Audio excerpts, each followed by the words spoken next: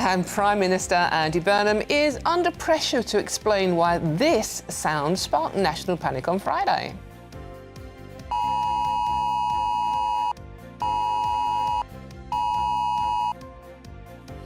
Yes, critics are asking why the emergency phone alert was used for what was essentially a reminder not to use barbecues. And, talking of which, wildfires wreak havoc across Tinderbox Britain, but could rain finally be on the way?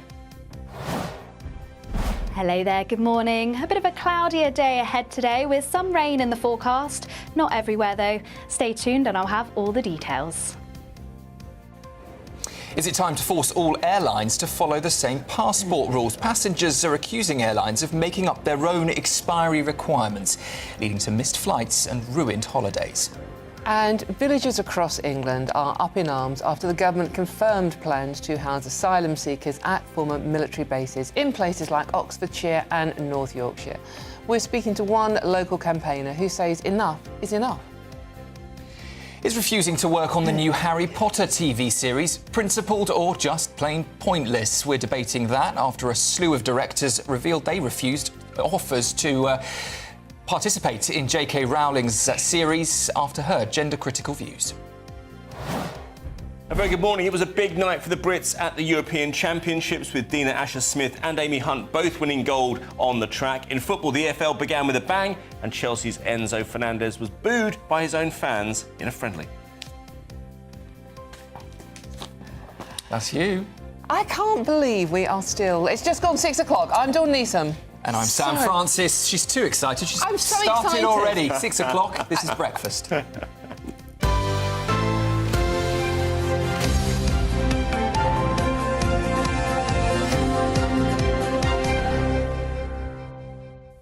So good morning to you. Thank you so much for your company this Sunday morning. And I am very excited. And at some point during the show, I will tell you why. And it does involve young Sam Francis sitting next to me. We agreed. We had a deal, but you wouldn't. You agreed. I wasn't part of this deal. I didn't agree. I was not part of this deal. No. I might rope you in on it later on. But you all do. will maybe be revealed. It all will be revealed. I'm exhausted this morning because serious issue. 2 o'clock in the morning. My housemate gets home and I hear that I'm, obviously got to get up quite soon for breakfast. Knock on the door. Sam. Outside, there is this massive spider on the wall. I'd never seen anything that big in my life. Yeah. I mean, he's gone and woken me up at that time in the morning just to clear this spider. But I don't know whether it's spider season, I don't know whether it's the heat, but have you seen anything creeping into your... No. Although Dawn's got quite long legs. At 2 o'clock in the morning. Oh, don't know about that. No, I was not creeping anywhere at 2 o'clock in the morning, anywhere near Aidan McGee, just to be confirming on that one. No, but we are edging, if you don't like spiders, by the way, you might want to shut your ears already. Yeah, we are edging into spider season because we're edging to what I know, it doesn't feel like it, we're edging into autumn, and that is the time they all come into our homes. Well, I didn't even know that anything that size was in the UK. I thought that was... How big was it exactly? I don't want to exaggerate, but I mean, Did you put the rim of the coffee cup, size? Right, OK, I've seen them that A bit of a beast with a big body on it as well. Really? OK. Yeah. Well, I mean, I like spiders. Ooh. So what did you do? Walk in from the local nightclub, no? I don't know where he was. No, I got one. I did the trick where you get the glass, turn it upside down, slide the paper underneath it, and then catch it, and then I just threw it. So you let it go. You released it. Yeah, I wouldn't. Oh, good, excellent. No. It's mean to kill them, but yeah, we are heading into spider season, so be careful. Well, Reform UK has unveiled plans to abolish disability benefits for millions of people as part of the party's bid to save £50 billion a year. Yes, indeed. Interesting story. A Reform's Treasury spokesperson, Robert Jenrick, is set to publish the details on Monday as part of a 50-page paper called Making Welfare Work. Writing for The Telegraph, Jenrick compared the current system to suicidal empathy and said it's time for the biggest shake-up in welfare for a generation. Yeah, and that's as Nigel Farage looks to end hosepipe bans for good with a plan to revolutionise Britain's reservoir. But it begs the question, are these plans plausible, possible? If so, why isn't the government exploring new reservoirs now? OK, let's speak to a Deputy Political Editor at The Spectator, James Hill. James, good to see you. Thank you so much for coming in this morning. Interesting, ending hosepipe bans for good. and sort of like and building more reservoirs. But the government are already doing that. There is a plan in place for the government to build new reservoirs. They've committed themselves to that. So what's different about what Reform are saying? Well, they're saying they classify it differently, take it as much more a national important project. I think we're going to need to see more of the details in terms of what it means for different regulations and desalination, which is something that Reform have highlighted in their press release. But you're right, I think that in one sense the announcement on reservoirs in some ways is the less controversial, in the sense that there is probably an alliance between elements of Reform UK, the Labour Growth Group, and some supply-side-minded Conservatives as well, in that we haven't built a reservoir since 1992. No one particularly wants them near them, but collectively we can all agree that there's a problem with hosepipe ban. So I think that that one is a bit less controversial than the welfare changes. James, is it just another case of Reform trying to outflank the Conservatives on pretty much any area that they can? You know, you've got immigration, then you've got reservoirs now, we've got public spending in general.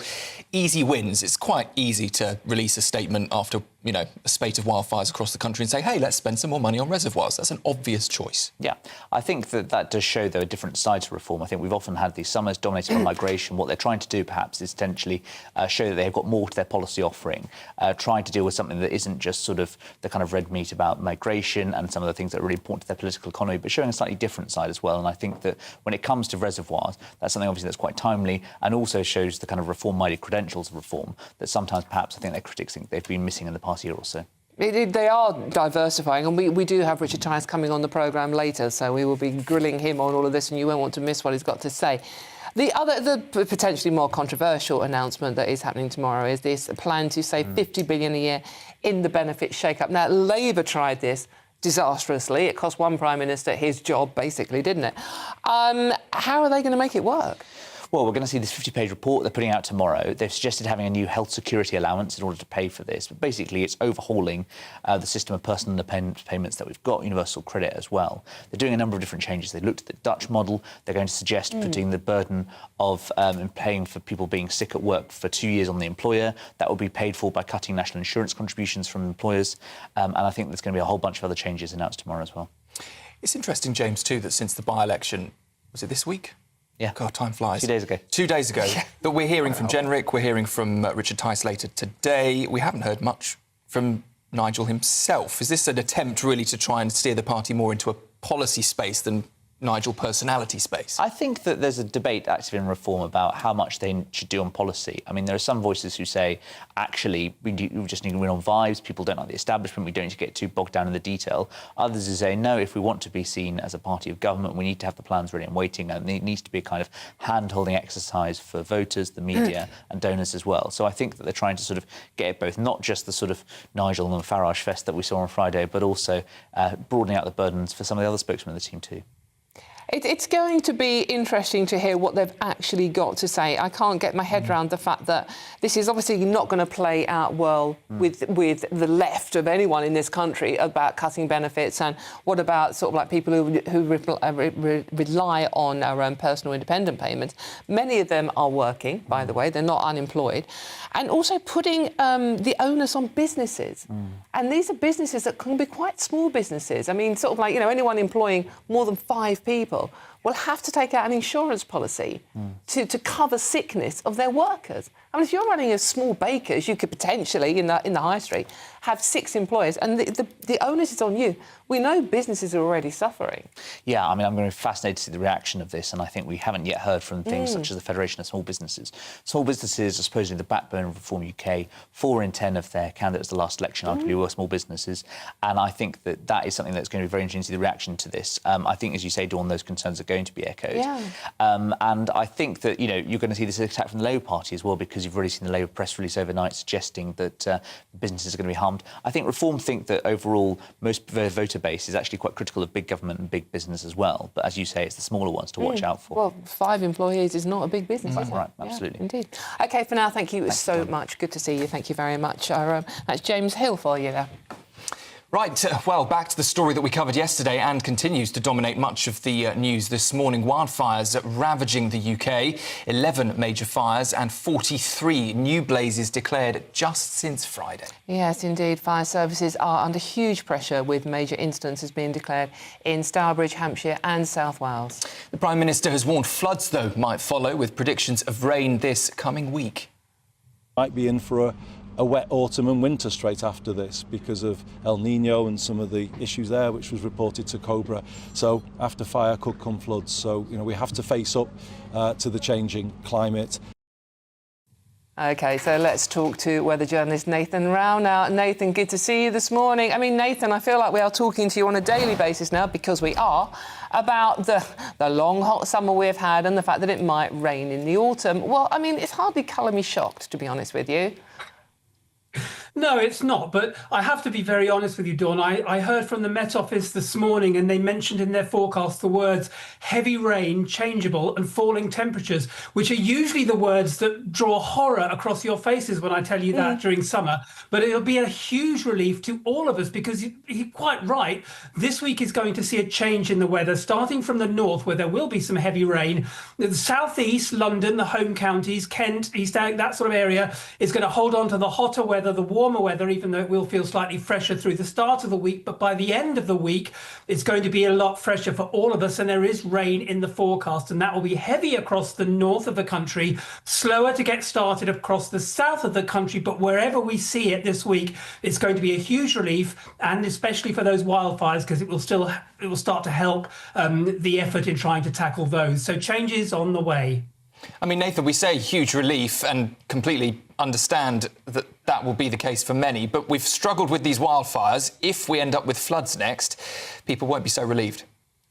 No, and that is what the Prime Minister was talking about. There's a few reasons why this might be the case. After the long, hot summer that we've had and the ground being very dry, and this is sometimes something we talk about a lot after summer, when the ground is very, very dry, the water, when it does arrive, doesn't soak into it rapidly, especially when we get very heavy, instant deluges of rain. It runs off as floodwater, and that can cause a problem with flooding. Yes, that is going to probably be an issue and something we need to watch out for as we get a change in the weather conditions and more heavy rain starting to come. And it's later in the year, through the autumn and through the winter, when we see the slower sustained rainfall that will replace the water levels and the reservoirs and things that we want. So yes, flooding is something I anticipate I might be talking about as we go through the next few weeks and the rain starts to move in, because of that very, very hard dry ground. When it comes, it runs straight off. Nathan, we do have this conversation year in, year out, and still no one does anything about it. Why does nobody listen to your good self about hot summers, wet winters, and why don't we do more about it? Well, people listening to my good self, Dawn, and not doing that is something I have been complaining about for years, and rightly so. I don't know. Your guest was mentioning earlier about reservoirs. Well, you know, interestingly, the groundwater levels at the moment are not that low, even though we've had a long, hot summer and drought. I've been looking at the latest figures. The groundwater levels are not that low, which would imply that if we had more reservoirs to catch that winter rain, and that's what's caused the groundwater levels to be still quite, you know, average at the moment, the very wet winter we'd had, we wouldn't have had such a problem with hosepipe bans and water shortages as we've had now. Yes, so I think it's a good idea, you know, capturing the water during the winter when we get long months and months of heavy rain will probably be a very good idea, and I don't know why they're not doing it. But you're quite right, Dawn. I think more people should be listening to me. Nathan, I listen to you religiously every time we speak to you, and we do speak to you a lot at the moment talking about the weather. You say that to all the guests. I do, actually. I'm hopeless. That's weather journalist Nathan Rao. Thank you, Nathan, for joining us on that one. It just, honestly, it's basic common sense. Well, we can't win whatever the weather, can we? Well, we can't. No, Snow in the winter, the school's shut. Yeah, everything. It rains, the trains can't run because they're skidding around on the tracks. The tracks buckle in the heat. I mean, it's just... Weather in this country always follows the word crisis, yes, doesn't we're not it? built for it. Doesn't matter. We're not built. There's no air conditioning in any building at all. It is. All we need is a politician with some common sense. Just listen to Nathan, start building reservoirs, collecting water, and stop wasting it. Easy. Right, speaking of weather, yes, let's catch up on the weather. Here's your forecast.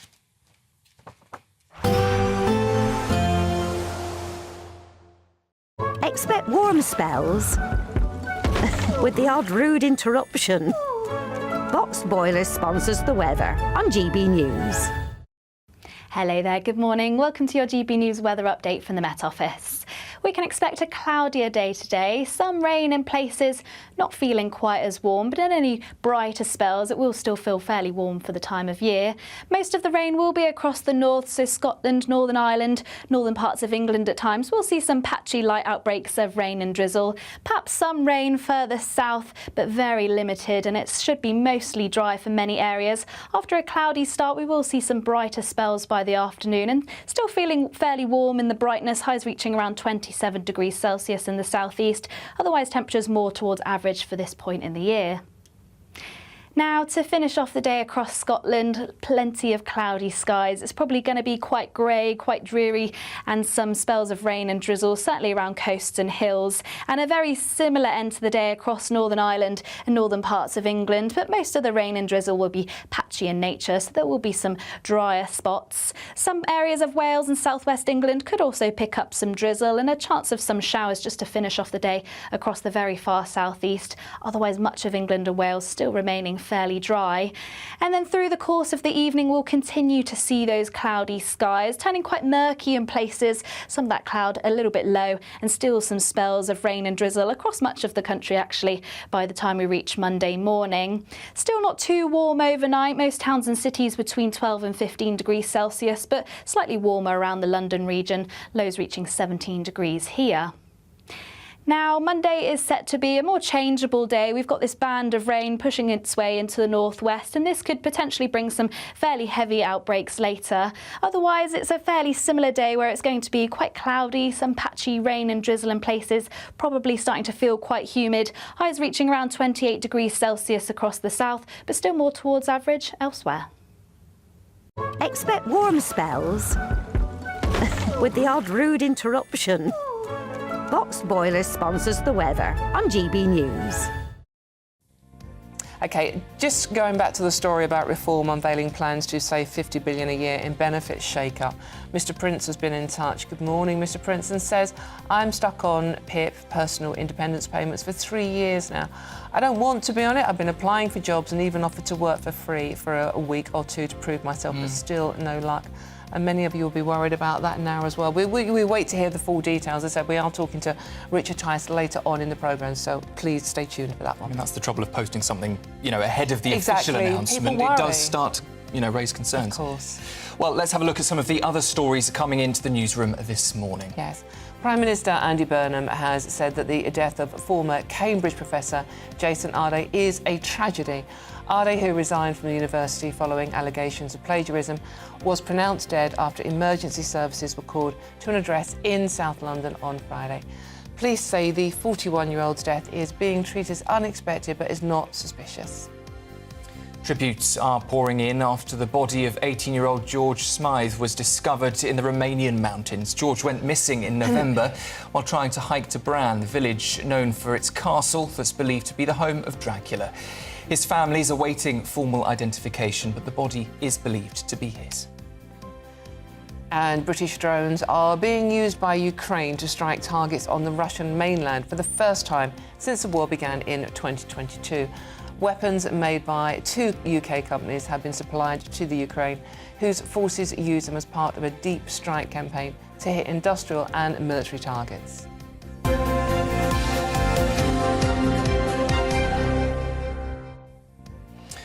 Well, still to come, this is an interesting one. Airlines are reportedly refusing travel to Brits. Find out why next with Simon Calder. This is Breakfast on GB News with Sam and Dawn.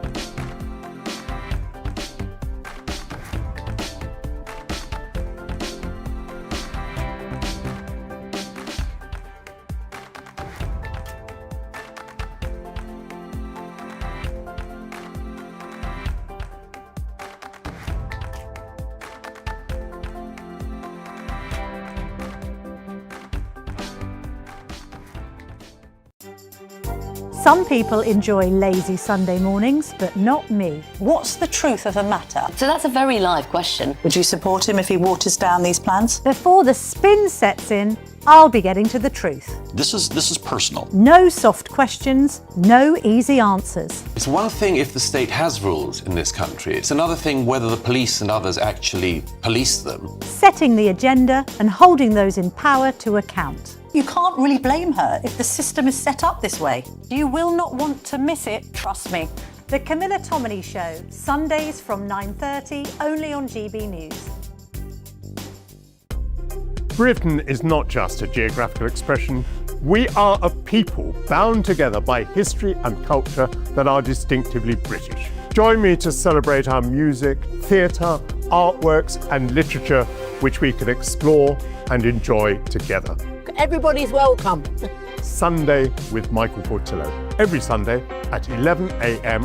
on GB News, the People's Channel, Britain's news channel. Join me, Nana Akweer, for an informative, interactive news programme with a difference. It's fun. No, he didn't say that, though. I'm so surprised. I think there's an element of truth to that. Join me from 3 p.m. every weekend, only on GB News, Britain's news channel.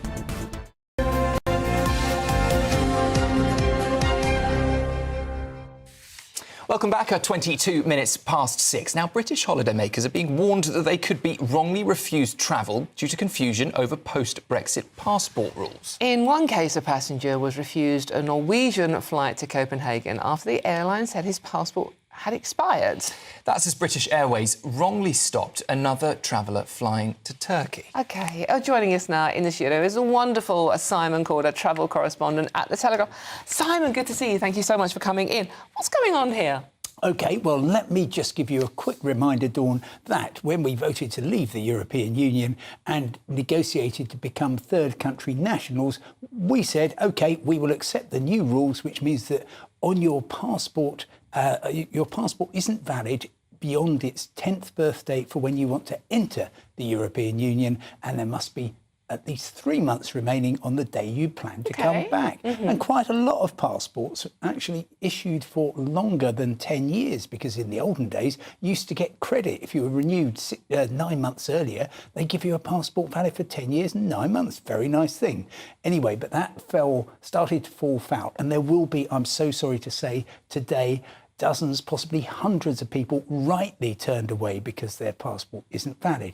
But the airlines have had years to get used to the new rules, and they sadly aren't. And so Paul Elliott, who was travelling with his family to Denmark for a holiday, he was suddenly told at Gatwick Airport, sorry, your passport isn't valid for this.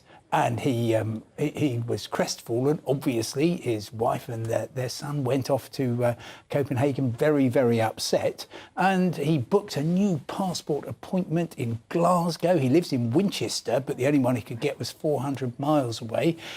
He had to buy a new flight and everything else.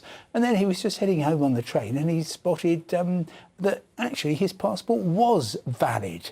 So he then called British Airways, who said, yeah, we'll fly you out there tonight. And he pays £700 for that. They didn't volunteer to do it for nothing. And the problem that Norwegian says there is that Denmark's police were for some reason employing their own rules where your passport was said to expire after 9 years and 9 months. I knew they were doing this a year or two ago. I told them to stop, and happily they have. But Norwegian hasn't yet satisfied itself. So he was in a terrible mess. At the same time, the following day, you've got a family flying out to Bodrum in Turkey. Now, you will have spotted that Turkey isn't in the European Union, so European Union rules don't apply. But again, the British Airways staff at Heathrow said, no, your passport's more than 10 years old, you can't go anywhere, which is absolutely not true, because the only place that cares whether your passport, when it was issued, is the European Union, plus, oddly, Montenegro.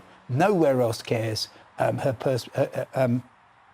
His wife's passport was perfectly valid, but once again, they had to stay behind. They sent their kids off with family, friends. absolute nightmare.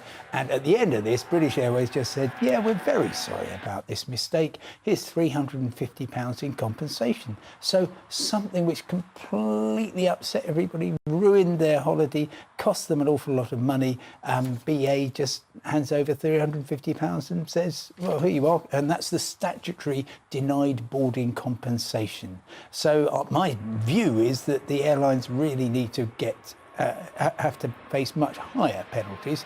Your holiday gets messed up, you want a couple of £1,000, not a couple of hundred. Well, of course. I mean, he paid £700 for the flight. I mean... Yes. Well, the airline will have to reimburse that along with other costs. But he said that his son was really, really upset about this. Well, and was convinced when finally Paul caught up with his family, his son thought, well, he was going to be arrested at Copenhagen airport on his way home.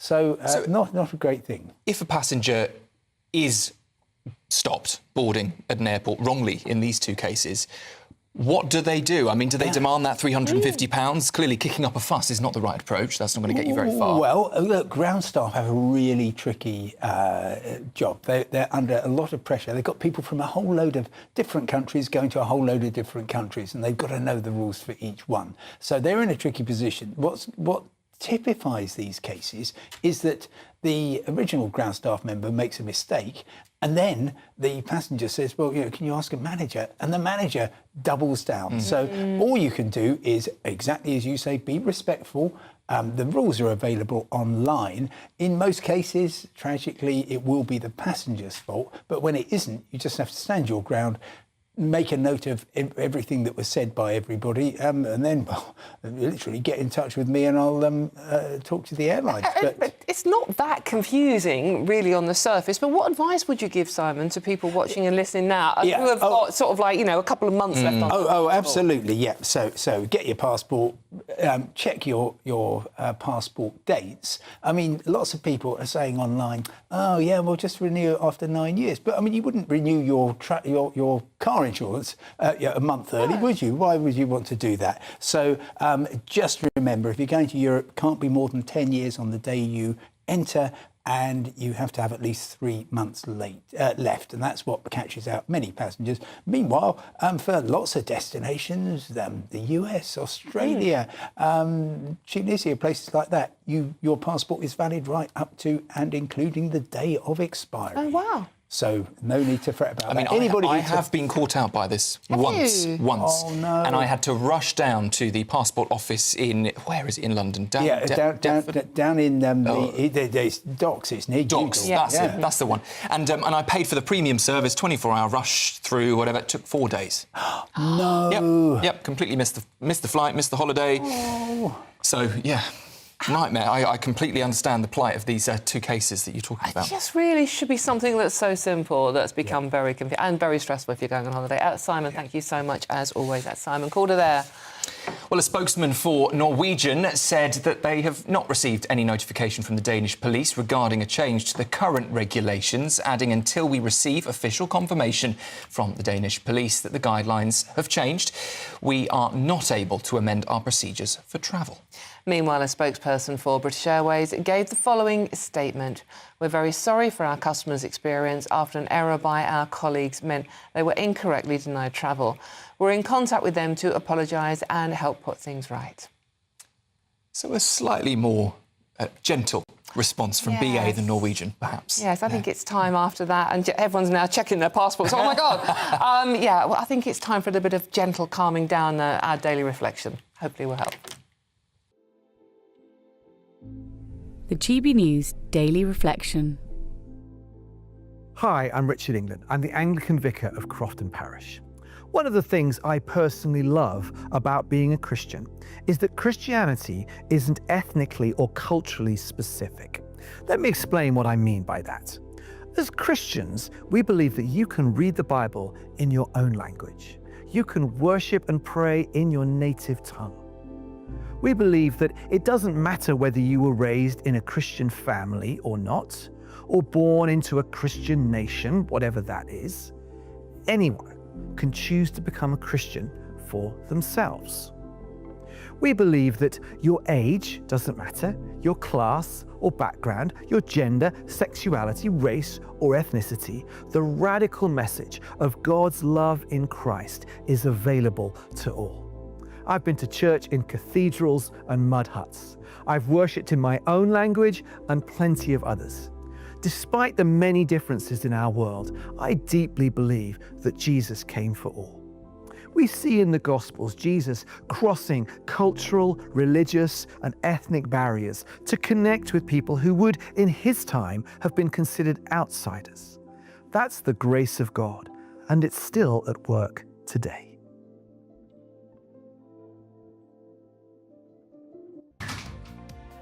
I do like those. I think it's perfectly apt for a Sunday morning. A Sunday morning, well, any morning to be honest with you. The world's so mad at the moment, moving so fast. Just like a minute just to sit back and listen to someone saying nice, calming stuff. Yeah, after pulling your hair out because your passport's out of Well, yeah, I don't even know when mine runs out. Well, mine's now, since that palaver I had, it's now, I've got a good 9 years, I think. Yeah. So, anyway, still to come, Aidan with the sport. Yes, indeed. Loads and loads to get through. Success on the track for Britain's women on the 4x1 relay in Birmingham at the European Championships. The EFL is back with a bang. And Enzo Fernandez, the Chelsea midfielder, was booed by his own fans in a friendly. Find out more after the break.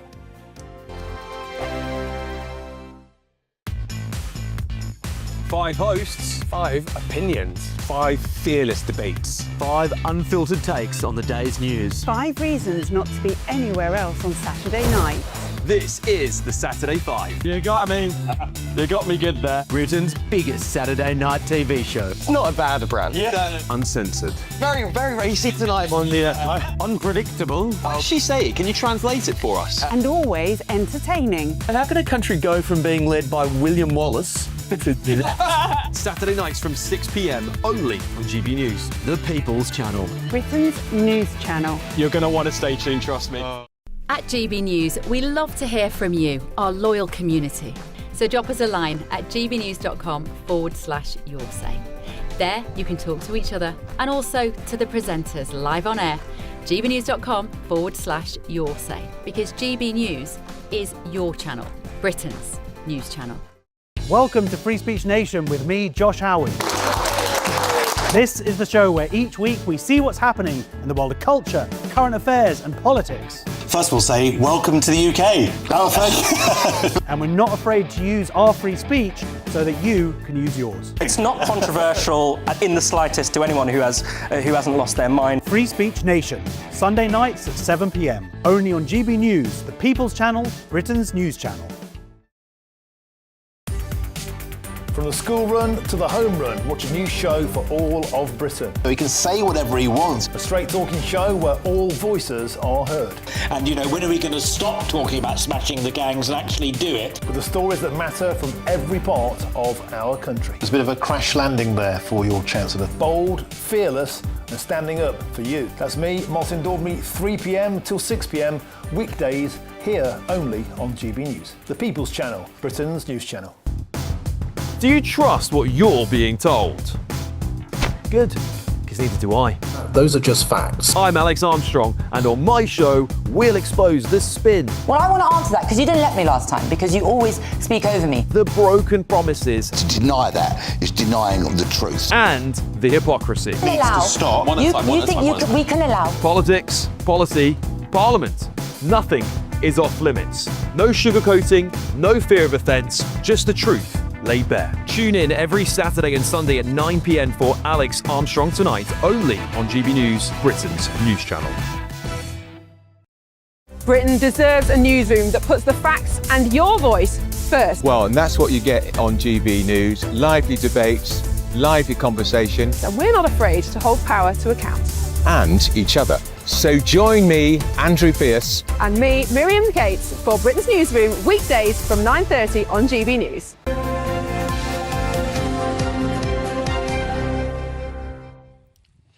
Right, welcome back. 6:35, as ever. Time to go through the sport with your broadcaster here, Aidan McGee. There we go. No, broadcaster. I thought it was sports journalist I'll do a bit of expert or supremo or something. All things to all people. There we That's go. what I do. That's how I bill myself. I don't know if I can live up to it or not, but I'll try my best. But look, let's start in Birmingham last night It was the European Championships, of course. We talked about it lots yesterday. Let's focus on what happened on the track, because we saw some brilliant sport last night. Amy Hunt winning her 3rd gold of the event last night, alongside Dina Asher-Smith and Success Idwan and Imani Lansiko. 4 names there. I am, of course, talking about the 4x1 women's relay. They scooped gold ahead of Switzerland and Poland. They were absolutely imperious. Dina Asher-Smith was so fast out of the blocks, handed it over to Amy Hunt. Then it went on to Idwan, who carried it on, and it just left a nice, easy job for Lansiko just to see it home. She said it was so enjoyable. We're going to hear from the 4 girls in a moment, but yeah, what a performance by them. Amy Hunt can actually win a 4th gold tonight in the 4x1 mixed. So it's great that we're talking about what's happening on the track. Let's hear from the 4 girls right now. I don't personally count, because I think when you just go into every championship and every race, you just want to come out for the best possible outcome, and I don't count over the years. All I can think about when I think of 27, I was like, I'm like, oh, that 4x4 indoors, oh, that 60, and all of these things, like that's the kind of competitor I am. But when that kind of just accumulates over a decade of work, it is nice to see it. It's like a tally. We always do well in the relay, don't we? Yes, it's one of my favourite events to watch. Oh, the handovers were seamless, you have to say. Yeah. You have to say, they were great. But Keely Hodgkinson had something to say as well, and that kind of speaks to our point of what we were talking about yesterday. Now, I will say that the attendance yesterday, as it was on Friday, was outstanding, 23,000, close to capacity. I think that people like ourselves and others talking about the lack of attendance earlier in the week has actually increased awareness. And Keely Hodgkinson had some choice words for Birmingham City Council yesterday, saying that they just did not do enough to promote the event. Now, I kind of, cynically, I would say that kind of takes the spotlight away from the fact that the tickets were really expensive. It was hard to get to. The food prices were off the chart, as we discussed it yesterday. But enough of that for now. You have to promote these events. They've got no chance. If you don't, if it's a London Diamond League event, as Keely Hodgkinson pointed out, you hear about it all year. But as I said yesterday, some of the local residents said they didn't hear anything about it until they saw some posters on lampposts. Do you think it was because it was in Birmingham? No, rather not necessarily. than somewhere like London? Not necessarily, no, because I think Birmingham is a good place to have it. It's right in the middle. But... I mean, Steve Bruce was on the radio yesterday saying that when he was, this is a separate point, but when he was manager of Birmingham City and Aston Villa and he played in the Midlands, he said that it was 2 hours from everywhere. That's where football managers live, because they never know where the next job's going to be. Try and make it 2 hours from everywhere else. And I think it's accessible from Manchester. It's an hour and 20 on the road from Manchester down the M6. It's not impossible to get to from London, from East Anglia, from the West Country. I think it's quite a good place to have it. But you have to publicise it. You have to let people know it's going to be there. If you expect, Sam, for families to take their kids there, even if it's for the summer holidays, during the summer holidays, you have to give them notice. That's just how life is. You can't do things at the drop of a hat. Sure. Although I do think the awareness has increased over the week. This is also the European Athletic Championships. Is it because there's not enough promotion across the continent as well that are people usually flying into these events supporting their own nations or not? No, I don't. It's not like football where you get 10,000, 15,000 Ukrainians coming to Wembley. No, I don't think you get. That's not as much of a culture in athletics. Of course, you'll get a handful, but it's mostly, I wouldn't say a localised event. Yes, there should be local interest, but it also should be national. So I think there's some work to do there. Now maybe lessons learned in future. Talking of football. Proper football is back. Not World Cup, not posh football. I'll leave this one to you. Proper football. All right, let me let you guess at something, right? Three leagues, Championship, League One, League Two, National League, and including the Community Shield match today. Yeah. No Premier League yesterday. No Premier League doesn't start till next week. How many people do you think attended live football yesterday? And I'm not talking about these numbers tuning into a TV set. I'm not talking about tuning into a radio or picking up a paper. Actually, I'm talking people getting on public transport, sometimes travelling a long way at great expense. How many people do you think got off their backsides yesterday and went and watched football, live football? I mean, I'm going to say it's either. What was it for the English the European Championships? 23,000. 23,000. Add 2 zeros. Well, my maths isn't good. What's 2 million. 2 million? No, not 2 million. No? It sounds like that Catherine... It's like that Catherine Tate sketch, isn't it? I mean, I don't know anything about football. I thought it was a healthy guess. I'll tell you, 650,000 people. Yeah. I'm not miles off. If you add the Premier League... Well, look, you won't be miles off next week because the Premier League comes back. Yeah. You probably add another 300,000, 400 to that. I'm getting close to 1 million people. It's absolutely extraordinary numbers. And we saw some great football yesterday. I won't say QPR won 3-1 away to Portsmouth, of course. Bromley winning away to Barnsley. West Ham in action today? We are in action today. We're away today. Against Burnley. So great to have it back. Some good stories and great to see it well attended as well. Yeah, no, absolutely. Proper football back. Yes. Yay, loving it. Indeed. OK, so nowhere near 2 million. That was embarrassing. Never mind. But we'll talk about tennis next time, Yes. Rad. Have you seen the, I love a bit of have you tennis. seen the Catherine Tate sketch? Where somebody Exactly, asked them to... being compared to Catherine Tate's sketch is not a compliment. Anyway, thanks, broadcaster Aidan McGee. Right, coming up next, we're going to take a look at the giveaway because it's your chance to win £60,000 in cash. 2 weeks left. A gold bar 2 thrown in just for you. Here's Hayley Sparks with all the details.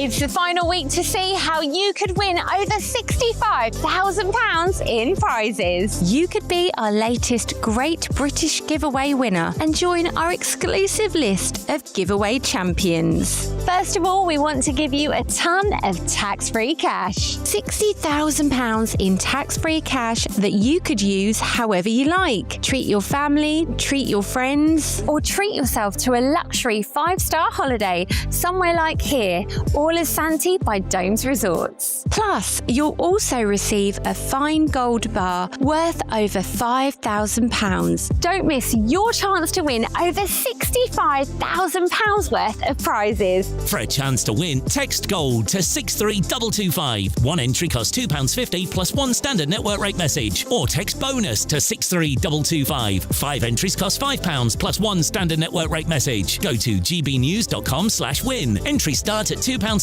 Call 0903 686 3232. Calls cost £2.50 plus your network access charge. Or post your name and number to GB22 PO Box 8690 Derby DE1 9TT. UK only. Entrance must be 18 or over. Lines close at 4 p.m. on the 21st of August. This is a network giveaway. Entries will be pooled. Please check the closing time if listening or watching on demand. Good luck.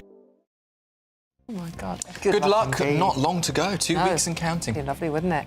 OK, it's still to come. British drones have been used to strike targets on the Russian mainland for the first time. But does this draw Britain closer into the conflict? We'll be going into that and more in the papers with Emma Trimble and Stephen Allen. There they are, ready to go. But first, here's the forecast for some of the top European destinations. Ready to soak up that holiday sunshine? Won't we need some cover? No worries. All sorted. All Clear Travel Insurance sponsors GB News Travel Destinations Forecast. Hello there. The heat wave across Europe will gradually be easing over the next few days, still staying very dry for many areas though, Spain and Portugal included. We may see some isolated showers across parts of France, but it's really across the Alps, parts of Italy where we could see some intense downpours, some thunderstorms, bringing some hail and also some frequent lightning. Still remaining very dry as we head into next week, along with some high temperatures. We could see the mid-30s for some areas. All Clear Travel Insurance sponsors GB News Travel Destinations Forecast. This is GB News, Britain's news channel. 4 heat waves, weeks without meaningful rain. As the UK heads towards one of its hottest summers on record, the pressure is showing here in Sussex, in the fruit growing across these fields. Well, the impact of the heat is already visible here. This local grower says that if these extreme temperatures continue, this year's harvest may well be smaller in size. I don't think there's been another period like this in the history. 3 years ago, we had a tremendous heat wave in the middle of harvest. We were unable to get the fruit to cool down quickly enough. The following year we had a very, very light crop, and the same again this year. GB News, the People's Channel. This is GB News, Britain's news channel. Britain's only all-female chess team, called She Plays to Win, has been promoted to the game's top division, only to be told they must recruit a male player to compete.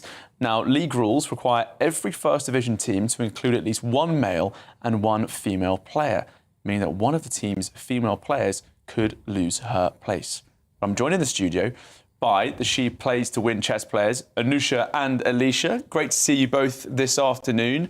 Thank you. I'm so sorry about what's going on. You've been promoted, but you might have to lose one of your teammates. What's going on here? So essentially, we have fallen victim to this rule that She Plays to Win, our team, has been promoted to the first division in our league, but now must have a male player as part of the rules. GB News, the People's Channel. Good afternoon, Britain. Weekdays from midday.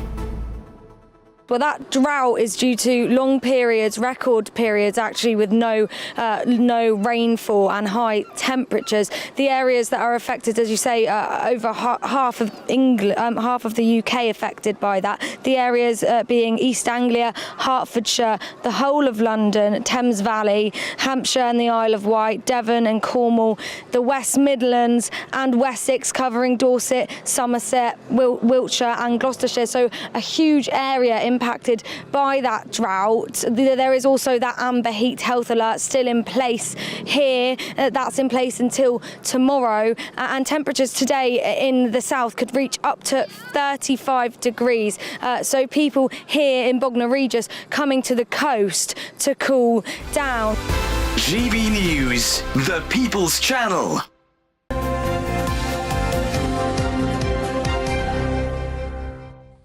Welcome back. It's just gone 7:15 and it's time to go through the newspaper front pages. Firstly, the Sunday Telegraph's reporting that water companies will be able to charge consumers higher prices. Hooray. During droughts, under plans being considered by Ofwat. Meanwhile, the Sunday Times leads on British drones being used to strike targets on the Russian mainland for the first time. The Sunday Express leading on the triple lock with a warning that the metric to decide how much the state pension rises by is vital to stopping elderly poverty. And lastly, the Daily Star leads on the scourge of phone theft across Britain's high streets. Their exclusive reveals that a shocking 230 mobiles are being stolen a day. Goodness me, have you ever had a problem with phone being nabbed on the street? Who hasn't? I think everybody in London has, and other big cities. Joining us now to go through the newspapers is writer and broadcaster Emma Trimble and GB News contributor and comedian Stephen N. Allen. Thank you so much for joining us on a Sunday morning. Should we start with this this really scary story about the drones in Russia? Emma, is this your story? Yes. Yeah, so the Ukrainians have used, for the first time, long-distance drones that were manufactured by the UK. So it doesn't quite represent an escalation in the conflict, but from the perspective of Russia, some experts are warning that they'll see this as a red line. They'll start saber-rattling at us, I think is the phrase that was used. And this has been used in a massive strike that's caused £35 billion of economic damage, leading to fuel shortages and blackouts. They've targeted oil refineries, naval bases, logistic hubs. And so, I mean, the Ukrainians, in a sense, obviously this is defensive warfare, but they are going on the offensive and actively striking Russia. And now, even though, you know, they've had stockpiles of military hardware supplied by Britain before, they've now started using our long-range drones in these attacks, which obviously Russia is not going to look too kindly on. Steve, should we be worried? Well, maybe we should be worried. We should be worried about this anyway, though. I mean, so the worry is that Russia will be saber-rattling. They have been. It's every so often we get pinged by a jet or a submarine turns up and has a little look at our internet for no good reason. And it feels like if we insist that Ukraine fights this war with one hand behind its back, it will take even longer. One of the reasons it's so protracted is that there are all these restrictions. Oh, we'll give you some tech, but you can't do the thing you want to do with it. It seems ridiculous. And if you don't want to have your oil refinery bombed by some long-range ordnance, don't invade another nation. Maybe I'm making it too simplistic, but it very much feels like they started it. So this is it needs to be over, and probably needs to be over by, you know, speeding up the process. Yeah. It feels like the longer this goes on, I mean, at the beginning we're saying, no, we're not giving you anything, then we'll give you a little bit of something, then we'll give you missiles, now drones. We should have just, by the sounds of it, given it to them, you know, on day one. Yeah, I mean, there's a great quote in today's Sunday Times from a senior defence source who said that, and I'll just quote it directly, Russia has been effective at keeping the West nervous about hitting it too hard. These attacks mean the UK is effectively signalling to Russia and our allies that we're not nervous anymore. And I think this is the new sort of geopolitical landscape that we're operating in. You know, you can't do any of this softly anymore. When you're dealing with someone like Putin or Xi Jinping, you have to be be forceful. You have to. You can't sort of roll over on your back and like a dog exposing your tummy. That doesn't work anymore because we're in a geopolitical situation, and we have to show our willingness and our capabilities in using force against people who are threatening the West and who are threatening Britain and its allies. Yeah, no, indeed. Let's move on to another shocking story, Steve. This is yours. Our TV presenter who exposed people smugglers forced to flee home. This is our very own Patrick Christie, isn't it? Yeah, Patrick Christie. So I work with him every Wednesday when we go through the papers. Yeah. And, so we knew that there'd been reasons why he had to have security. It's all spelled out in the Mail on Sunday today.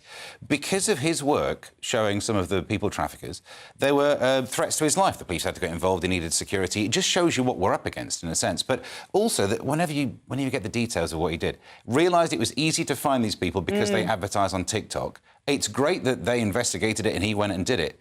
Maybe the police could have had a TikTok account. Maybe the government could have had a little look. It very much feels like the work that Patrick did on this, which now has ended up in a risk to his life, someone else should have been doing to shut down. If you're promising shutting down the gangs, have a little flick through TikTok. Do that first. Yeah, it didn't seem that difficult to track them down, and Patrick did sterling work on that. But for that, he has to have security. Yeah, and they've been treated appallingly by the police. Yes. They had this panic button installed. The police then came back to remove it after not very much time. And then Patrick and Emily learnt that actually, because they had a shortage of panic buttons, the police had actually disconnected it already without telling them. So obviously putting Patrick and Emily at risk. Also at a time when Emily was heavily pregnant with George, they had to then leave their house. It's a very stressful time, obviously, for them. And they have never been told, you know, who the threat came from. The intelligence services, it seems, didn't even tell the police who the threat came from. And so now they have to have round-the-clock security. And this just goes to prove the point that Patrick has been, you know, hammering on about for so long, which, you know, and for him this is a personal thing, and I think people can now see that this is personal, that this is not about, you know, smashing the gangs, just about smashing the gangs in Europe and about these migrant routes. These people are here in Britain, and when journalists expose them, they threaten their lives, and that's something that the government needs to take seriously. You know, when Patrick says that there are dangerous people on these boats coming here, those traffickers are here in Britain on our shores already, posing a danger to the public and preventing people like Patrick from exposing what they're doing. It is frightening, especially, obviously, Anne Widdecombe's funeral just, you know, a few days ago. It's worrying times. Let's talk just quickly, we're running out of time, unfortunately. Forget the arts, we want degrees that add up to jobs. Well, that should be a no-brainer, surely. This is an interesting one, because in a sense, it's a good thing, because we've seen the kind of deflation of the quality of university courses, you know, people doing silly things like studying Lego. But it does mean that people are not going to study for studying's sake. University has become about being able to go on and get a job. Just having a university degree doesn't guarantee you will get a good job when you graduate. And so now students are looking for AI-proof jobs, and they're also looking for courses that will guarantee they'll get a job at the end of it. And so apparently university applications in Britain have risen by 56% for engineering, 49% for law, and 38% for medicine and dentistry. So students are sort of pivoting to more practical courses rather than things like gender studies and whatever woo-woo. Gender studies and best one I've ever heard, David Beckham studies at Brighton University. There you go. 3 years on that, but first, the weather.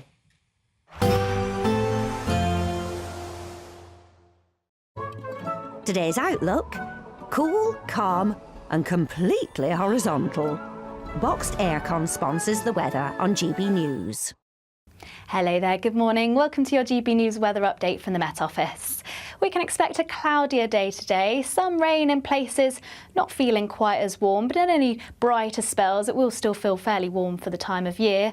Most of the rain will be across the north, so Scotland, Northern Ireland, northern parts of England at times. We'll see some patchy light outbreaks of rain and drizzle, perhaps some rain further south, but very limited, and it should be mostly dry for many areas. After a cloudy start, we will see some brighter spells by the afternoon and still feeling fairly warm in the brightness, highs reaching around 27 degrees Celsius in the southeast.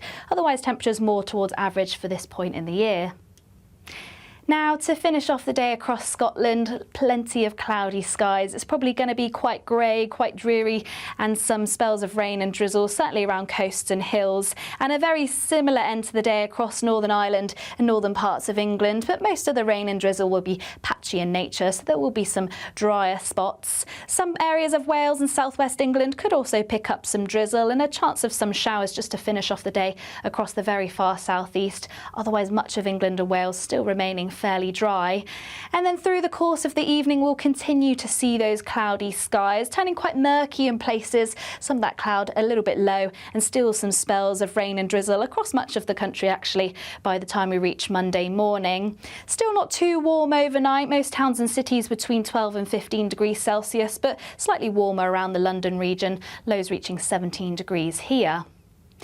Now, Monday is set to be a more changeable day. We've got this band of rain pushing its way into the northwest, and this could potentially bring some fairly heavy outbreaks later. Otherwise, it's a fairly similar day where it's going to be quite cloudy, some patchy rain and drizzle in places, probably starting to feel quite humid. Highs reaching around 28 degrees Celsius across the south, but still more towards average elsewhere. Today's outlook: cool, calm, and completely horizontal. Boxed Aircon sponsors the weather on GB News. It's the final week to see how you could win over £65,000 in prizes. You could be our latest Great British Giveaway winner. First of all, we want to give you £60,000 in tax-free cash. Plus, you'll also receive a fine gold bar worth over £5,000. For a chance to win, text GOLD to 63225. One entry costs £2.50 plus one standard network rate message. Or text BONUS to 63225. 5 entries cost £5 plus one standard network rate message. Go to gbnews.com/win. Entries start at £2.50. Call 0903 686 3232. Calls cost £2.50 plus your network access charge. Or post your name and number to GB22 PO Box 8690 Derby DE1 9TT. UK only. Entrants must be 18 or over. Lines close at 4 p.m. on the 21st of August. This is a network giveaway. Entries will be pulled. Please check the closing time if listening or watching on demand. Good luck.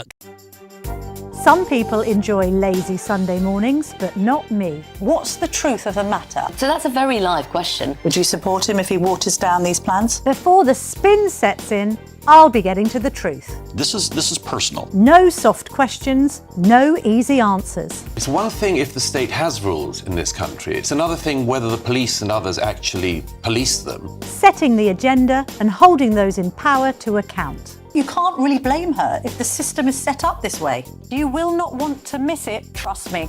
The Camilla Tominey Show, Sundays from 9:30, only on GB News. Britain is not just a geographical expression. We are a people bound together by history and culture that are distinctively British. Join me to celebrate our music, theatre, artworks and literature, which we can explore and enjoy together. Everybody's welcome. Sunday with Michael Costello. Every Sunday at 11 a.m. on GB News, the People's Channel, Britain's news channel.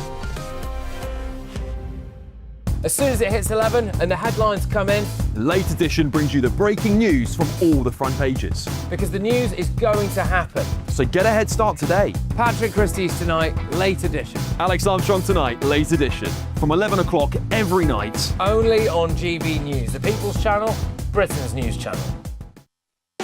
You want to know what's really going on in the corridors of power? Labour don't know what to do with you half the time, and that makes you quite lethal in the chamber. Get behind the headlines with Chopper's Political Podcast. Join me, Christopher Hope, as I sit down with the great and the good of British politics. We'll see where this ruling takes us. These are the stories shaping our nation. Chopper's Political Podcast, available now on all platforms. Listen in and stay ahead.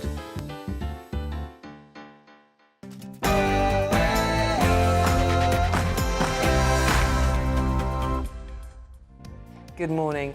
Reform UK vows to get a grip on Britain's ballooning welfare bill. Yes, the party's Treasury spokesman Robert Jenrick plans to abolish disability benefits for millions, claiming he's worked out how to save the taxpayer £50 billion every year. And fresh from Nigel Farage's Clacton by-election win, the party is also promising to end the hosepipe bans and scale up Britain's reservoirs. But the slate of new policies already facing criticism this weekend. Is Reform UK overestimating its ability to rip up red tape Britain and underestimating the task of running government? And Prime Minister Andy Burnham is under pressure to explain why this sand sparked national panic on Friday.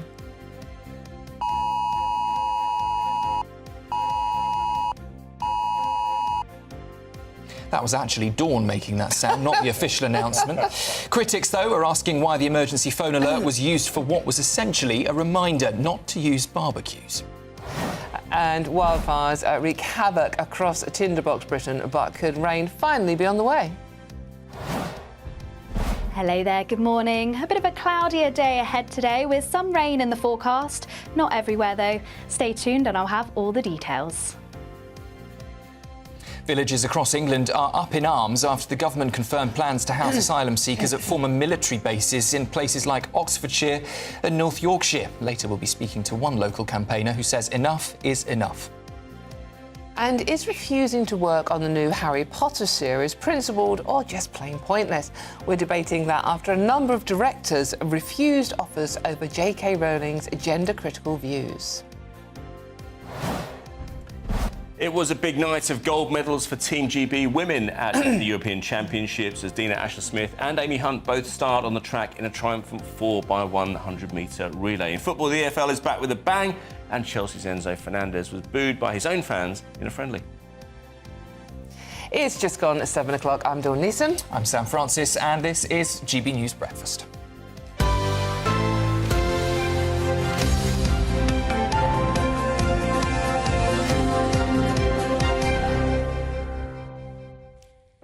Well, good morning. Just gone 7 o'clock. It's interesting. I mean, it was leading the news yesterday, this emergency alert, but it hasn't really gone away. People now complaining that the Prime Minister's gone and used it for really something he shouldn't have. Not to have a barbecue. Not to have It's a a bit barbecue. hot outside, don't have a barbecue. And I heard there were a lot of 999 calls from neighbours saying, my neighbour's having a barbecue, can you please... Why would you do that? Come on now. I mean, it's like the whole hosepipe ban. Would you seriously phone up and grass, no pun intended, on your neighbour for watering their lawn? Well, it sounds like people are. That's the problem. They do. Just like... Yeah. But people did it during the pandemic, didn't they? I mean, sort of like, my neighbour's walking his dog twice in one day or going for a jog. It's like, what is wrong with people? Yeah, someone's mask is wonky, quick arrest. Yes. What is wrong with people? But, I mean, the serious side to this alert is, A, it's crying wolf and you're not going to take it seriously, and B, lots of people have now done what I did back in 2023 when this came in and blocked the alert. Yes. So when you do get an alert you maybe actually need, you're not going to get it. It may well have done more harm than good. Exactly. And actually they've eliminated a lot of people that would have, appreciated a legitimate alert. And turns out this one... It'd be very interesting to hear what the Prime Minister does have to say about this. If indeed... He'd probably do a TikTok video, won't he? I mean... Just the system as well. Oh, that was the Cobra meeting, I suppose, wasn't it? Yeah. Goodness me. Well, the Cobra meeting that seemed to come up with the fact that we're going to ban barbecues, disposable barbecues, and we send out an alert about the fact that it's a bit hot outside. There we go. That was a good one, wasn't There'll it? be another one for the floods coming soon, no doubt. Yeah. Do you think just apply common sense? Yeah. I would vote for any government at the moment that just said, right, we are going to use common sense and make decisions based on common sense. Not going to happen, though, is it? Probably not. No. Probably not. There we go. Well, Reform UK, meanwhile, has unveiled plans to abolish disability benefits for millions of people across the country as part of the party's bid to save $50 billion a year. Yeah, lots of people are getting in touch about this one. Reform's Treasury spokesperson, Robert Jenrick, is set to publish the details on Monday as part of a 50-page paper called Making Welfare Work. Writing for The Telegraph, Robert Jenrick compared the current system to suicidal empathy and said it's time for the biggest welfare shake-up for a generation. OK. And that's as Nigel Farage looks to end hosepipe bans for good, with a plan to build more reservoirs and slash water-saving targets. So let's speak again to Deputy Political Editor at The Spectator, James Heal. What was James, the name of that policy we're expecting tomorrow? Let's just take a look. Making welfare work. Are you hopeful or sceptical? Well, look, I think that Reform are trying to show a different side of their kind of political economy. We haven't got much money in the sense of, we've already got a huge tax burden, I think one of the highest since the Second World War, and we're obviously borrowing and leveraged to the hilt. So if you can't borrow money, you can't tax more, you need to cut spending. And really, if Reform is to pay for a number of the schemes they want to have, they're going to have to look for the money elsewhere. And the welfare bill, which is set to rise, I think, to 333 billion by 2030, is the obvious place to start. It is worrying a lot of people, though, James, to be honest with you. There are lots of messages coming in. I'm reading every single one you're sending in. Lots of people are worried. Lots of people who rely on personal independence payments are saying, am I going to lose mine? I am working, or I really do rely on it. How am I going to prove that I do actually need mine? So it's concerning people when we don't know the details yet. Well, quite. And I think this is going to affect 2.89 million people, nearly 3 million people. And, I mean, what's interesting is that the rhetoric around it, he's saying it's going to be twice as deep the cuts that Ian Duncan Smith enacted in the coalition. You remember universal credit. Now, that was a hugely politically costly project. I remember seeing things such as documentaries made about the impact of those welfare changes. I think there's certainly a big case for it, but let's not pretend as though there isn't a huge political fight to go, and people will lose. And actually, these benefits, I think you can make the case that they're not doing maybe what they should have done in terms of acting as a way of helping people on illness, but they've now kind of ended up being a sort of top-up system. But that being said, people will still feel economic losers as a result of that, and they're going to complain about that and feel aggrieved, I'd say. I think that's the problem. There's not a mention here of, as we know, reform. It's a complete cut or a complete removal of some £50 billion a year. That's going to make people very, very worried. They suggest there's going to be some changes in terms of providing more training to kind of help people get back into work. I'm sure we'll see more detail tomorrow. But as you say, I think that it's going to be one where there's lots of criticism about kind of people being losers. Ultimately, Reform would say probably, we'll get the economy growing, we can have lots of different things to help people in a substitute way. But it's going to be a political fight, and we'll see if Reform's up for it. Well, getting the economy growing means helping businesses, and this does sound like it could be trickier for businesses that are already under pressure. Return to work cover. Small businesses employ more than 5 people will be asked to take out an insurance to cover the cost of the first 2 years if an employee is signed off sick. That sounds like an awful lot more pressure on small businesses. So they're going to say that it's going to be outbalanced by the national insurance changes. They would presumably try and make sure that the employer doesn't pay so much in national insurance contributions. And obviously we know that's been a huge thing since Rachel Reeves hiked it. But I think that overall, we're going to see a lot of battles over the figures that they put out, because the Conservatives and Labour will go through and scrutinise, and Reform will need to show their working does add up on this, and that actually, as you say, Dawn, small businesses aren't going to be left holding a bigger bill. Businesses don't just want to break even in the sense of, OK, we'll reduce your national insurance, but you're going to have to pay this insurance fee. They want help, they want support, they want money to be saved. Yeah, absolutely. And I think that at a time when lots of small businesses potentially were sort of kind of being much more enamoured with Reform, and certainly very much put off by what Labour have been proposing, I think they need to take very real care, particularly as they approach that conference season, that they're not sort of alienating some of their traditional support base. And the other announcement, just quickly, James, about our banning hosepipe bans, basically. We're going to do away with it and build more reservoirs. A large reservoir can cost up to £7.5 billion to build. Interesting to see the workings on finance on that one. Yes, certainly. This is kind of a mix of deregulation and pro-growth measures, what they're saying. They're going to disapply the Environment Act, some of the big building regulations on this to kind of get the growth going. But, there's a reason why we haven't built anything for 35 years, and people don't want to have reservoirs put near them. Yeah. Reform are just saying this is the best, least worst solution, as it were, to the current crisis we're going through. Interesting to hear all the details in these policies and hopefully reassure some of you, because we do know that you are worried about this one. Thank you so much, James Hill. Thank you. And that's tomorrow, correct? The policy officially comes out? Yeah, yes. Jeremic's doing a DWP tomorrow. We'll have that live here on GB News, no doubt, so do stay with us for that. And do stay tuned today as well, because we do have Richard Tice on the programme. So if you've got questions about this and you are concerned, please do let us know, and we'll ask Richard later on in the programme. Yeah, that's at 9:15 here on Breakfast. Now, though, the other story dominating the news this week, wildfires, and they continue to ravage the UK this weekend. 11 major fires still ongoing, 43 new blazes declared just since Friday. Yeah, fire services are under huge pressure, with major instances being been declared in Stourbridge, Hampshire and South Wales. The Prime Minister has also warned that floods might now follow, with predictions of rain this coming week. We might be in for a wet autumn and winter straight after this because of El Nino and some of the issues there, which was reported to Cobra. So after fire could come floods. So, we have to face up to the changing climate. OK, so let's talk to weather journalist Nathan Rao about what's going on here. Nathan, good to see you. Thank you so much for joining us again. Nathan, now it's going to rain and we are potentially facing floods. Do we ever cover weather in this country without using the word crisis at some point? It seems like we don't, doesn't it? Especially after the last few months where it's been crisis after crisis. If you think about the hot temperatures, the health alerts that have come out because of the heat waves, 5 heat waves, the wildfires, which are now causing devastation. It just seems, just as the weather is about to change, and yes, we're getting some rain on the way, they're muting the possibility of flooding.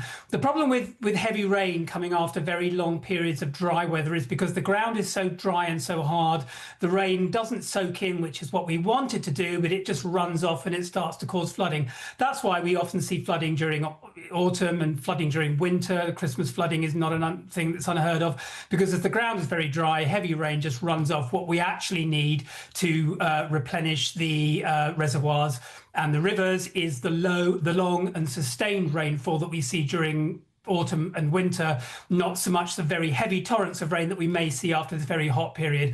So I anticipate, yes, that we will be talking about flooding in the weeks and months to come as the wet weather comes after the dry weather. And so, yes, another crisis after the heat waves, Dawn. Oh, goodness me.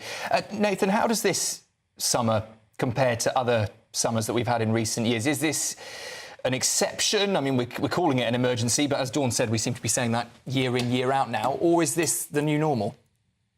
Very interesting question, Sam. There is no doubt that this summer has been exceptional on so many levels, not just in the temperatures that we've had. I mean, I could go through every month since not even summer, but since the end of spring, where we had our first heat wave in May. In June, we had hot weather. July, obviously, we've had hot weather. August, again, we've had another hot heat wave. But also the dry weather. Again, I could rattle off records about which parts of the country have had drier than average, record dry periods. So in answer to your question, yes, this has been an exceptionally hot and dry summer. People will often draw the comparison to 1976 and say, oh, well, we had a hot summer in 1976. We haven't beaten the stretch of 35 degrees in a row that we had in 1976, but in many other ways, we've broken records. Is this the new normal? Well, we seem to be reporting on this type of weather every summer now. I see no reason to say that we won't get another run of this in the summers coming forward. So this could be something that we are, yes, having to get a handle on, not just the very, very hot weather, but the dry weather. And as James was saying, reservoirs and might be something we need to look at if we're looking at things like hosepipe bans and water shortages. Oh, it does sound like that various parties are now looking at that one. But in the summer of 1977, Nathan, which I do remember, was cold and wet and miserable. So maybe that's going to be the same pattern next year. Well, it could well be. And as you know me very well by now, Dawn, I never, ever dare to comment on weather patterns more than a few days, weeks in advance, because you just don't know. If we go by climatic trends, it would make sense to say that next summer we would probably see something similar to the hotter, drier weather that we've seen, given everything that we put into this mix to make climatic trends. When it comes to individual weather predictions, what is the weather going to do next summer? It's impossible to say. We can only sort of say, it's likely to be hotter than average. And even that is something we don't say until a few weeks before. As the Prime Minister was saying, we do have El Nino happening in the tropics, and that is a warming of the Pacific a warming of the water around the Pacific. And that can affect global weather patterns and the patterns in the UK, and that may have a knock-on effect. But really, in terms of what next summer is going to do, we'll have to wait and see. OK, so Nathan, White Christmas? Do you know what, Don? I was going to joke and say you're going to ask about a White Christmas. Even for you, this is a record in how early you have asked me about this, and I wouldn't even dare to hazard any sort of implications, any sort of guess of what's happening. Talking about El Nino, what that can do in the UK is it can trigger a drier and colder end to winter. So in terms of what the winter weather is doing, I can't tell you now about Christmas, Dawn. Ask me again in December, but we could get a colder and drier end to the winter with El Nino. There you I'm go. I'm holding you to that white Christmas. You sort of implied You've done it now, Nathan. Oh, Nathan, no. thank you so much. Thank you. That's Nathan Rowell, weather journalist there. Blessed with a sense of humour and some common sense, unlike the government, when lots of people, Jazz has been in touch. Dawn, the government has eroded all common sense by banning and blocking everything they possibly can. Fortunately, my generation still has common sense. Yeah, I know, but you're not running the country, are you, Jazzy? Please, I think the problem is, though, I mean, I was up in Suffolk for the wildfires that were there 2 weeks ago. Yeah, you were standing on the cliffs, weren't you? The warning from the National Trust, it would take 25 years for the land to fully recover. And I think, although, you know, the rain is on the way and that's going to hopefully dampen some of these wildfires, it doesn't necessarily mean that the ground is going to recover for years to come across the country. And it takes 10 years to build a reservoir as well, by the way, so you need to get a wriggle on any other parties that are watching this morning. OK, should we talk about the weather some more? Shall we? Yes, let's. Here it is, here's Honor.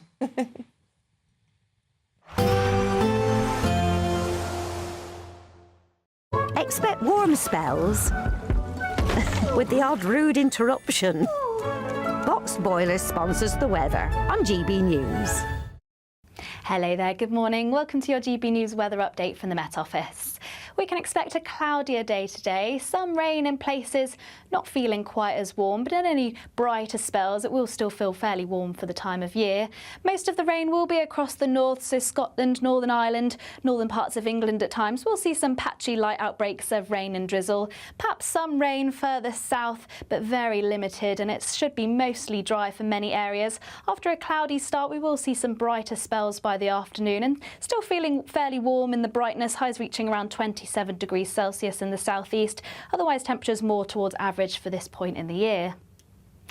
Now, to finish off the day across Scotland, plenty of cloudy skies. It's probably going to be quite grey, quite dreary, and some spells of rain and drizzle, certainly around coasts and hills. And a very similar end to the day across Northern Ireland and northern parts of England, but most of the rain and drizzle will be patchy in nature, so there will be some drier spots. Some areas of Wales and southwest England could also pick up some drizzle and a chance of some showers just to finish off the day across the very far southeast. Otherwise, much of England and Wales still remaining fairly dry.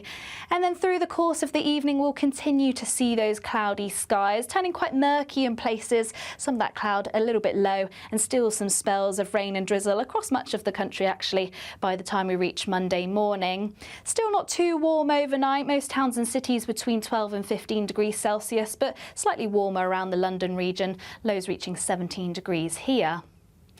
Now, Monday is set to be a more changeable day. We've got this band of rain pushing its way into the northwest, and this could potentially bring some fairly heavy outbreaks later. Otherwise, it's a fairly similar day where it's going to be quite cloudy, some patchy rain and drizzle in places, probably starting to feel quite humid. Highs reaching around 28 degrees Celsius across the south, but still more towards average elsewhere. Expect warm spells with the odd rude interruption. Boxed Boilers sponsors the weather on GB News.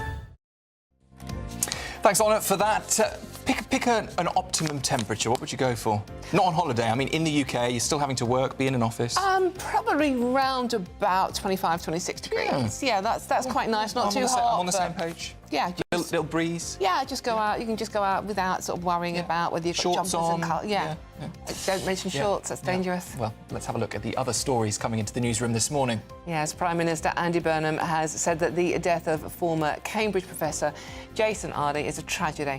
Ardey, who resigned from the university following allegations of plagiarism, was pronounced dead after emergency services were called to an address in South London on Friday.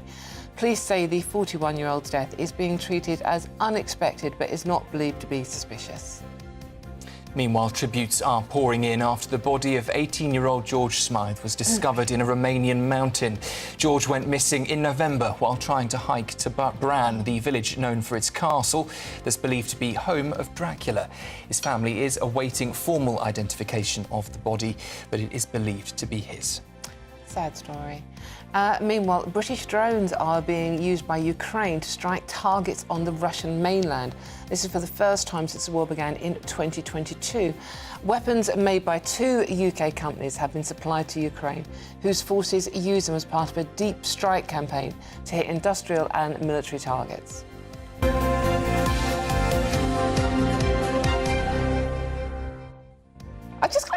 read this right. Paul got in touch. Good morning, Paul. Paul says, my worst nightmare come true would be sitting between Dawn and Aidan discussing a football match. What did he... And at the end? And I would rather stick pins in my eyes. I didn't want to read that bit out, just because I love talking about football, sorry. No, Paul, I'm with you. You clearly feel my pain. I didn't even know what the EFL was yesterday. No, you're still a bit vague on it as well. But we are talking about tennis later on as well, so it's not all going to be about football. No, I love a bit of tennis. I'm happy with that. Yes, absolutely. OK, but we are now going to talk about Harry Potter, yeah. Is refusing to work on the new Harry Potter series principled or just plain pointless? We're debating that after a number of directors revealed they refused offers over J.K. Rowling's gender-critical views.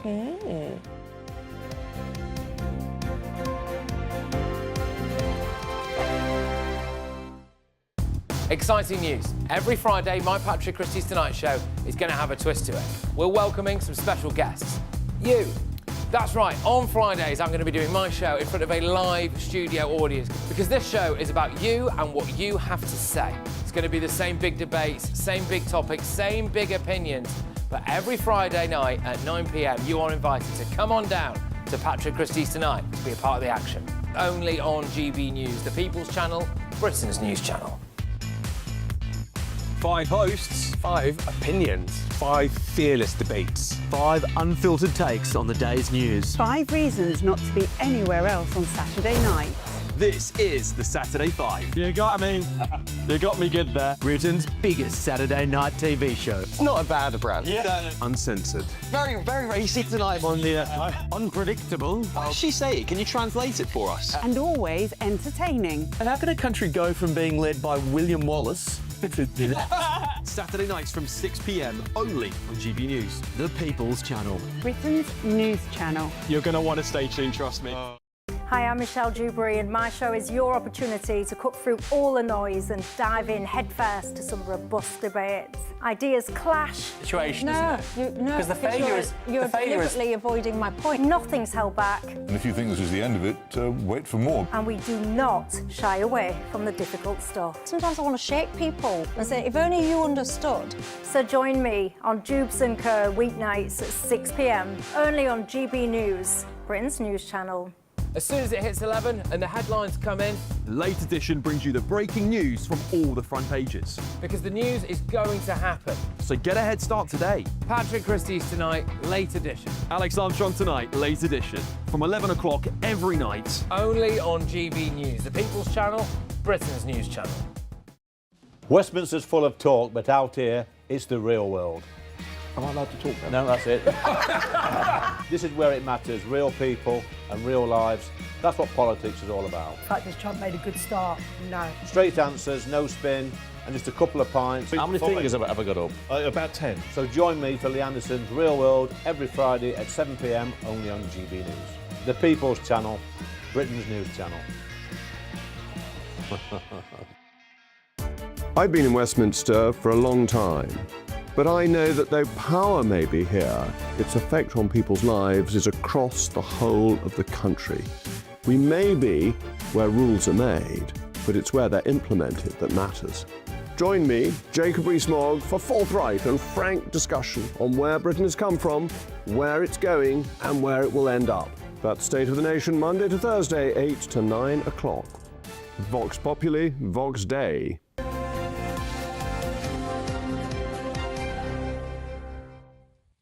Welcome back. Just gone 7:23. You're watching and listening to Breakfast with Sam and Dawn. Yes, it is. It is indeed us. Apologies for that. It is a Sunday morning. OK, now we're going to have a heated debate, aren't we? Let's do it. We like a heated debate. So, 2 directors have turned down work on HBO's Harry Potter series over J.K. Rowling's views on trans rights. I would correct that to women's rights, but there you go. Ali Panwick and Kate Herron both rejected opportunities to direct episodes due to Rowling's position on women's rights. Several members of the cast from both the films and the new TV series have publicly supported those rights, distancing themselves from Rowling's views. So, is refusing to work on the show principled or just a bit up your own backside pointless? You can tell where I'm coming from this one, can't you? To debate this, it's not me. We're joined by a trans and a human rights activist, Miranda Yardley, and author and broadcaster, Nikki Hodgson. OK, let's come to you first, Miranda, on this one. OK, are these directors being principled? Or, I mean, J.K. Rowling's still going to make millions. Does it actually matter? I think it's interesting that the two directors that have turned this down and made the public statements that they have are both women. And you'll notice that when the woke mob come for those who disagree with this utterly rigid ideology, it's always women who get punished. I don't think that there's very much that J.K. Rowling has actually said that is controversial. Ideas that sex is real. Without sex, you can't have same-sex attraction. And you need to have the idea of biological sex in order to have meaning discussions about aspects of your life. That's not hateful. OK, well, Nikki, I mean, you're a woman. I mean, J.K. Rowling's always just spoken out about the rights of women, surely. Nikki?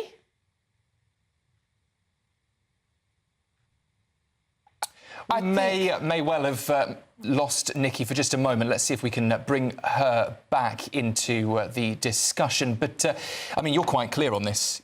I am clear because I just think that it's ridiculous that women had to go to court to prove biological sex was real, something that has been known about since the dawn of time. I just find it ludicrous. I mean, Miranda's saying there that it's a rigid ideology, but on the other hand, it has now been, run through the courts and there is a result. Yeah, while we trying to get Nikki back, let's go back to Miranda. I mean, Miranda, we still have Miranda there. I mean, what do you think J.K. Rowling's will be to this? I mean, will she care? I mean, as I say, she's still going to be making millions from the show. Well, I think that, I think that she probably cares. She probably feels a great deal of despair that so many people that her work has given so much pleasure to and so much, you look at those young actors who did, or what were young actors who did the original Harry Potter. Her work gave them the break that led to their careers being what they are. And she probably feels some despair that these people have spoken quite aggressively against her, and there's nothing wrong with what she's saying. She's stating facts. One of the main reasons that she's being punished for this is because she's a woman, and it's quite interesting that it takes a woman who is established and as successful as J.K. Rowling to be able to make a stand on this and say what she wants. She's uncancelable because of what she's built for herself, and notwithstanding this, you have this terrible mob surrounding her and like flying monkeys coming at her all the time, telling her what a hateful bigot she is, when the opposite of the truth is the case. She has spoken for the rights of gay people, of trans people, and most importantly, she's spoken for the rights of women. When J.K. Rowling came into this debate, it was a bit of a game changer because so many people had been utterly silent on this matter. And this issue disproportionately affects women. It's women who are being asked to surrender their spaces. Although, of course, it's not just gay women who are being asked to surrender their spaces to transgender ideology, it's gay men as well. OK, I think we have Nikki back now. Nikki is joining us again. Nikki, what's your response to this story? Oh, it's interesting, isn't it? I mean, I think what's more interesting to me is the idea that actually it's okay to take a stand sometimes if you can afford to, because actually it's a luxury to be able to turn down work, isn't it, in this day and age? That's the kind of thing that I was thinking about when I read this story. I mean, at the end of the day, if somebody doesn't want to do a job because they ideologically disagree with somebody who's connected to the project, fine, turn it down. You don't want somebody on your team that has some fundamental issue with the project, with the origins of the project. So I personally think it's a bit of a non-story. In a democracy, it's okay for people to say, actually, this isn't for me and it doesn't align with my values. I don't see that as offensive personally or actually problematic. But like I say, it's more of a luxury to be able to turn down work in the first place. I mean, Nikki, it may not be offensive to people, but I think there is a concern that audiences are going to get tired of this constant culture war being attached to something as simple as just, it's a TV series, we just want to sit and watch some good entertainment. But at the end of the day, I mean, the whole point of culture wars is that they are grounded in people's morals, right? It's up to everyone as an individual to choose what they are comfortable with doing. Otherwise, it's raised to the bottom stuff. You might as well work for a fascist or a communist regime. I mean, you know, people are allowed to have a conscience. It doesn't matter. It's okay for that to be a thing. They're not saying that everybody should agree with them just because it's not right for them to work on the project. They're just saying we're taking a stand. And that's okay. Understandable position, but I think we wouldn't want to compare Harry Potter to a fascist or racist regime. Well, they would. That's the point. They would, because to them, being transphobic as they see it is as damning. OK, interesting point. Obviously, J.K. Rowling isn't here to defend herself on that one. But thank you so much for joining us. That's Miranda Yardley and Nikki Hodgson. Thank you so much for joining us. Let us know what you think about it. You know what I think about this one, but let us know what you think. gbnews.com/your say. There's too many comments coming in. My your say's just disappeared. Exactly. We'll try and get those up a little bit later. But first, let's take a look at the Great British giveaway. Just 2 weeks left to grab your chance to win that £60,000 in cash or a gold bar in our Golden Summer celebration. Here's all the details. Welcome to Orlis Santi by Domes Resorts, where we're celebrating a golden summer. And you could be enjoying a golden year with an incredible £60,000 to be won. That's tax-free cash that you'll get to spend on anything you like. What would you do with it? You could relax knowing that we've got those day-to-day financial pressures sorted. Or find yourself celebrating in the lap of five-star luxury, somewhere like here, the Spritzeria. Plus, we'll give you a fine gold bullion bar worth over £5,000 that you can keep or gift to a loved one. Don't miss your chance to win over £65,000 worth of prizes. For a chance to win £60,000 in tax-free cash and a real gold bar, text GOLD to 63225. One entry costs £2.50 plus one standard network rate message. Or text BONUS to 63225. 5 entries cost £5 plus one standard network rate message. Go to gbnews.com/win. Entries start at £2.50. Call 0903 686 3232. Calls cost £2.50 plus your network access charge. Or post your name and number to GB22 PO Box 8690 Derby DE1 9TT. UK only. Entrance must be 18 or over. Lines close at 4 p.m. on the 21st of August. This is a network giveaway. Entries will be pooled. Please check the closing time if listening or watching on demand. Good luck.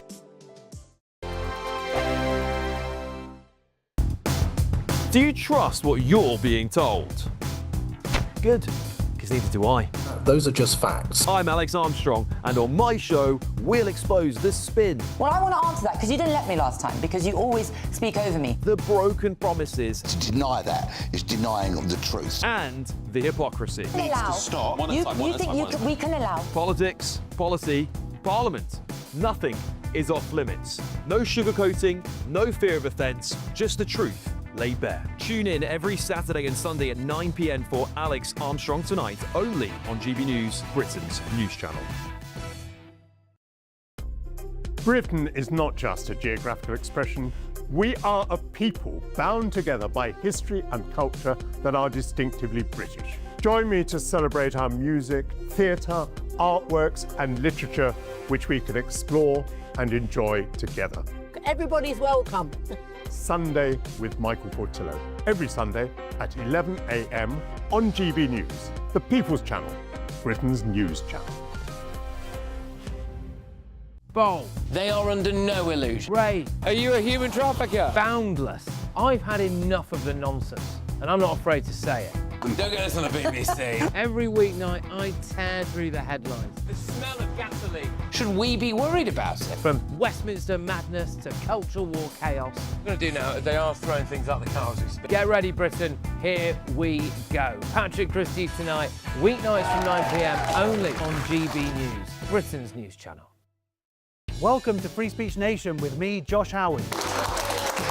This is the show where each week we see what's happening in the world of culture, current affairs and politics. First we'll say, welcome to the UK. Oh, thank you. And we're not afraid to use our free speech so that you can use yours. It's not controversial in the slightest to anyone who hasn't lost their mind. Free Speech Nation, Sunday nights at 7 p.m. Only on GB News, the People's Channel, Britain's news channel. At GB News, we love to hear from you, our loyal community. So drop us a line at gbnews.com/yoursay. There you can talk to each other and also to the presenters live on air. gbnews.com/yoursay, because GB News is your channel, Britain's news channel. You want to know what's really going on in the corridors of power? Labour don't know what to do with you half the time, and that makes you quite lethal in the chamber. Get behind the headlines with Chopper's Political Podcast. Join me, Christopher Hope, as I sit down with the great and the good of British politics. We'll see where this ruling takes us. These are the stories shaping our nation. Chopper's Political Podcast, available now on all platforms. Listen in and stay ahead.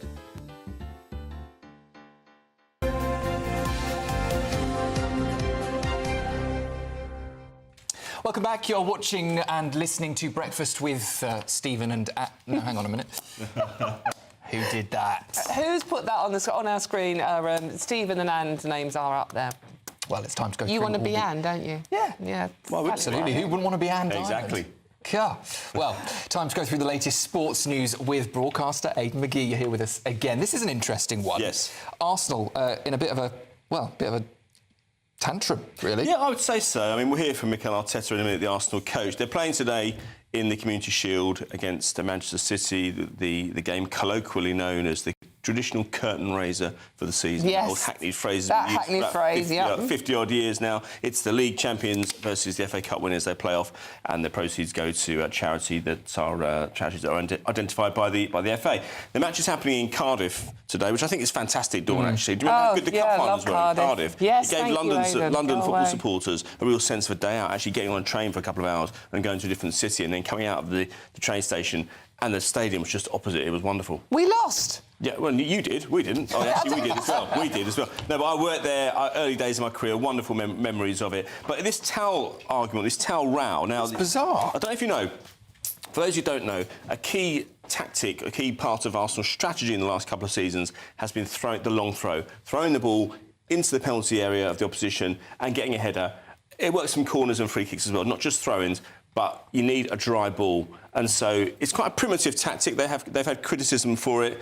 Wimbledon were doing it back in the 80s. Vinnie Jones was throwing dry balls into the penalty area, and it means the ball kids need to carry a towel, have access to a towel, so that when the player receives the ball from the ball kid, the ball should already be dry. It doesn't matter on days like today. It's going to be extremely dry. It'll matter more when we see more rainfall, obviously. Now, the Premier League have banned it because they believe it's a disadvantage. The previous rule was that the referees would decide before the games, with agreement from both captains, can we use towels today? The Premier League has taken that decision out of the hands of the teams involved and said no towels whatsoever. Let's hear what Mikel Arteta said about it in his press conference on Friday. Well, there are a few. Now, you being able to use the towels is already a big one in the Premier League. So let's see what we do. Maybe we play with hats and I don't know. So something else will come up for sure. You know, we know that everybody is paying so much attention to the details. Really good rules, because what we're trying to do is just to promote that there is more game time and the fluidity of the games continues. So he's kind of trying to crack a joke about this blanket ban. Yeah, but I think it's actually a more serious issue for them than he's letting on, because it's a key tactic. Yeah. They probably feel as if it's the rest of everyone else ganging up on Arsenal, stopping them from executing one of their key tactics. He said there, didn't he? He said they're going to wear hats so they can rub the ball on their hats to make it. And they sometimes use their shirts as well. Yeah, but of course. if they're sweaty, they're going to be. They might even get the ball kids to wear toweling jumpers and just rub it on their. So if a player takes the ball and quickly gives it a scrub on the shirt, there's no penalty for that? No, there's not at all. But it's polyester, so you might not get the patches. You might not get all the moisture off the ball. You know, that's just the way it is. It's going to look really weird if you've got players rubbing balls against a little bit. boys. Let's not go into that too much. No. Yeah, it is a little bit. Should we move on to Chelsea then? Yeah, very quickly. Now, Enzo Fernandez, the Argentina player, was booed playing for Chelsea yesterday in a friendly against Real Sociedad at Stamford Bridge. Now, it's quite peculiar. You don't usually get star players booed by their own fans. Now, this is on account of his performance and his histrionics playing for Argentina against England. But he was also due to be sold to Manchester City, so I think that's part of it as well. Is he going to be a Chelsea player next season? Chelsea set a deadline for Man City to make their bid 5 o'clock on Friday. Now, let's be honest, Sam, if they come in with a bid, it doesn't matter about that deadline. That will just go away. But just another Chelsea story, which I absolutely loved, if I can bring it in. Back in 2013, Eden Hazard, who was their star player at the time, was found guilty of kicking a ball boy on the pitch at Swansea. This is a Premier League fixture which Swansea won. It was frustration by the Chelsea player. There's the ball boy there. He's 17 at the time. I think he looks about 10. But there he is, writhing around in agony, having been kicked by Eden Hazard. We often wonder who these kind of flash-in-the-pan individuals are when they step in and out of football, in and out of the limelight, and they go as quickly as they arrive. He is in talks, this is the young man, Charlie Morgan. He is in talks, according to several business correspondents who contacted me yesterday. He's in talks to sell O-Vodka to an American conglomerate for £500 million. Wow.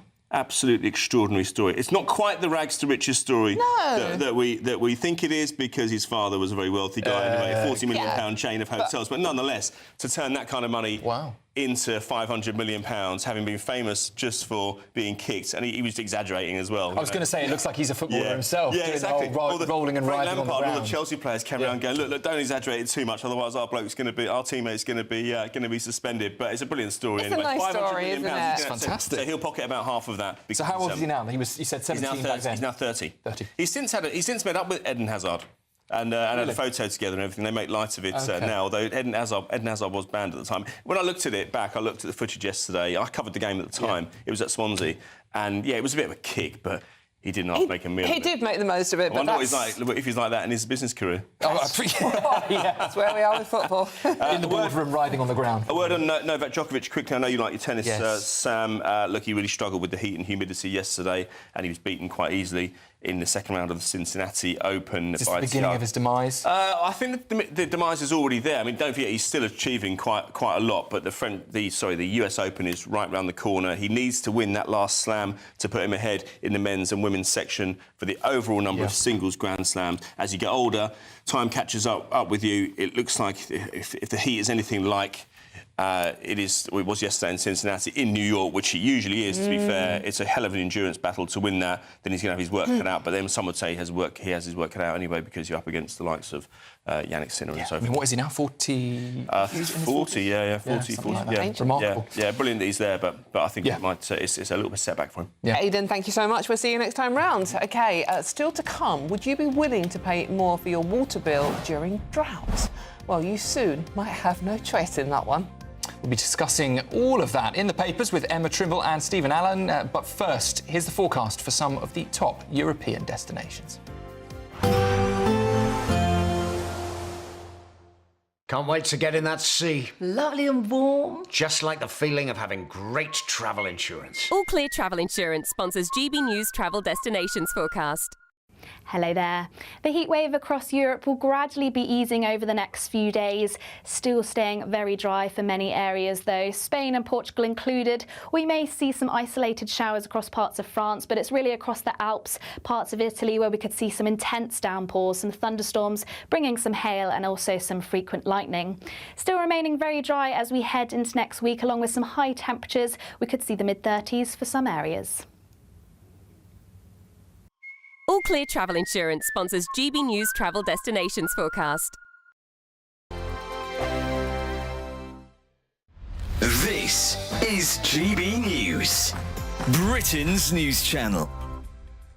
Morris, tell us exactly what is going to happen here this evening. So what we have this evening as part of the wider FLAD Coming to Belfast programme is essentially 2 hours of Northern Irish Unionist Ulster Scots culture, dance, tradition and music. So we'll have got about a cast of 200, and like you said, we're covering flute bands, traditional fife and drum with lambeg drums.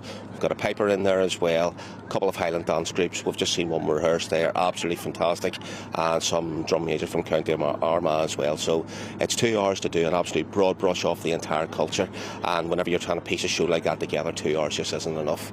Of course, you yourself spent a lot of time as a drum major outside this, didn't you? I mean, you served. Yes, I did. I spent 23 years in the Household Division. I originally joined the Irish Guards, transferred to the Scots Guards. GB News, the People's Channel. This is GB News, Britain's news channel. Former NBA player Royce White says he's declaring for next year's women's NBA draft, claiming he now identifies as a female for the purpose of playing professional basketball. There he is on your screens. He's 6'8", he's massive, he's built like a brick, you know what. He's the former first-round pick in the NBA, which if you're not familiar with what the NBA is in the draft, basically when he was playing, he was all the NBA team's first choice for them to join his team. He was a quality player. He says he'd be unstoppable in the women's NBA and has vowed to use the women's changing room if allowed to compete. White, who is seeking the Republican Senate nomination in Minnesota, says he wants to expose what he sees as flaws in transgender inclusion rules in women's sport. And it all comes after former NBA star Enes Kanter, Freedom, also announced plans to declare for the 2027 women's NBA draft as well. The People's Channel. This is GB News, Britain's news channel.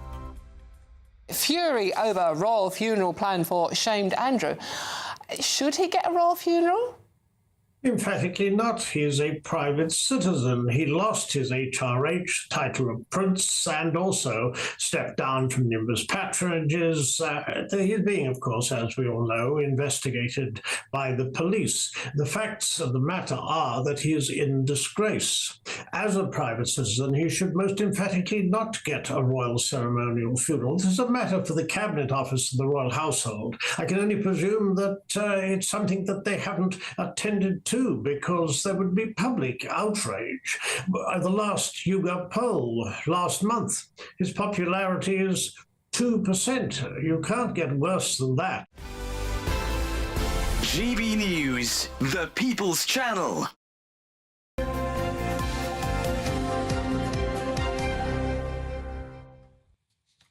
OK, welcome back. It is 7:45 on Sunday morning, and it's time to look at those newspaper front pages for you. Yes, the Sunday Telegraph's reporting that water companies will be able to charge consumers higher prices during droughts under plans being considered by the regulator Ofwat. And the Sunday Times leads on British drones being used to strike targets on the Russian mainland for the first time. Sunday Express leading on the triple lock with a warning that the metric to decide how much the state pension rises by is vital to stopping poverty among the elderly. And the Daily Star leads on the scourge of phone theft across Britain's high streets. Their exclusive reveals that a shocking 230 mobiles are being stolen every single day. 230, goodness me. Well, joining us to go through what's making the news is writer and broadcaster Emma Trimble and GB News contributor and comedian, of course, Steve N. Allen. Good morning again to you both. Emma, anyone would think that we're paying enough for our water, but no. Yeah, I mean, this is, and I think most people will look at this and think, you know, this is actually going to cause people a lot of anxiety. The idea that the water companies could surge price you during the summer months when there's less water. I mean, the reason why we have water shortages, aside from, just the facts of nature, is because we haven't built enough reservoirs. We haven't built any reservoirs since the 90s.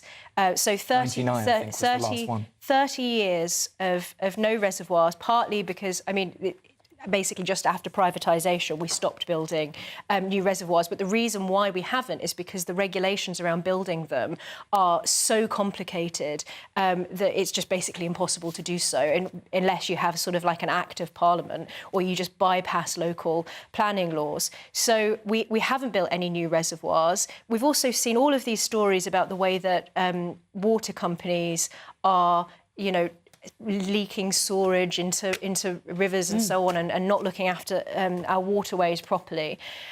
So for them to then pass on these costs to the consumer, it just strikes me as wrong. And obviously I'm in favour of a free market, generally not in favour of nationalisation. But it's a real problem if people are being surge priced for using water, which is such a basic necessity. I mean, Steve, what do you make of it? You know, the average total pay for a UK water company chief last year was £1.1 million. Yeah, it's thoroughly ridiculous. Just to push back a little, it's not the only reason we're having the water shortages, not just because we don't have reservoirs. There's also the trillions of litres of actually drinkable water that gets spilled out, so you can't even get to Heathrow these days.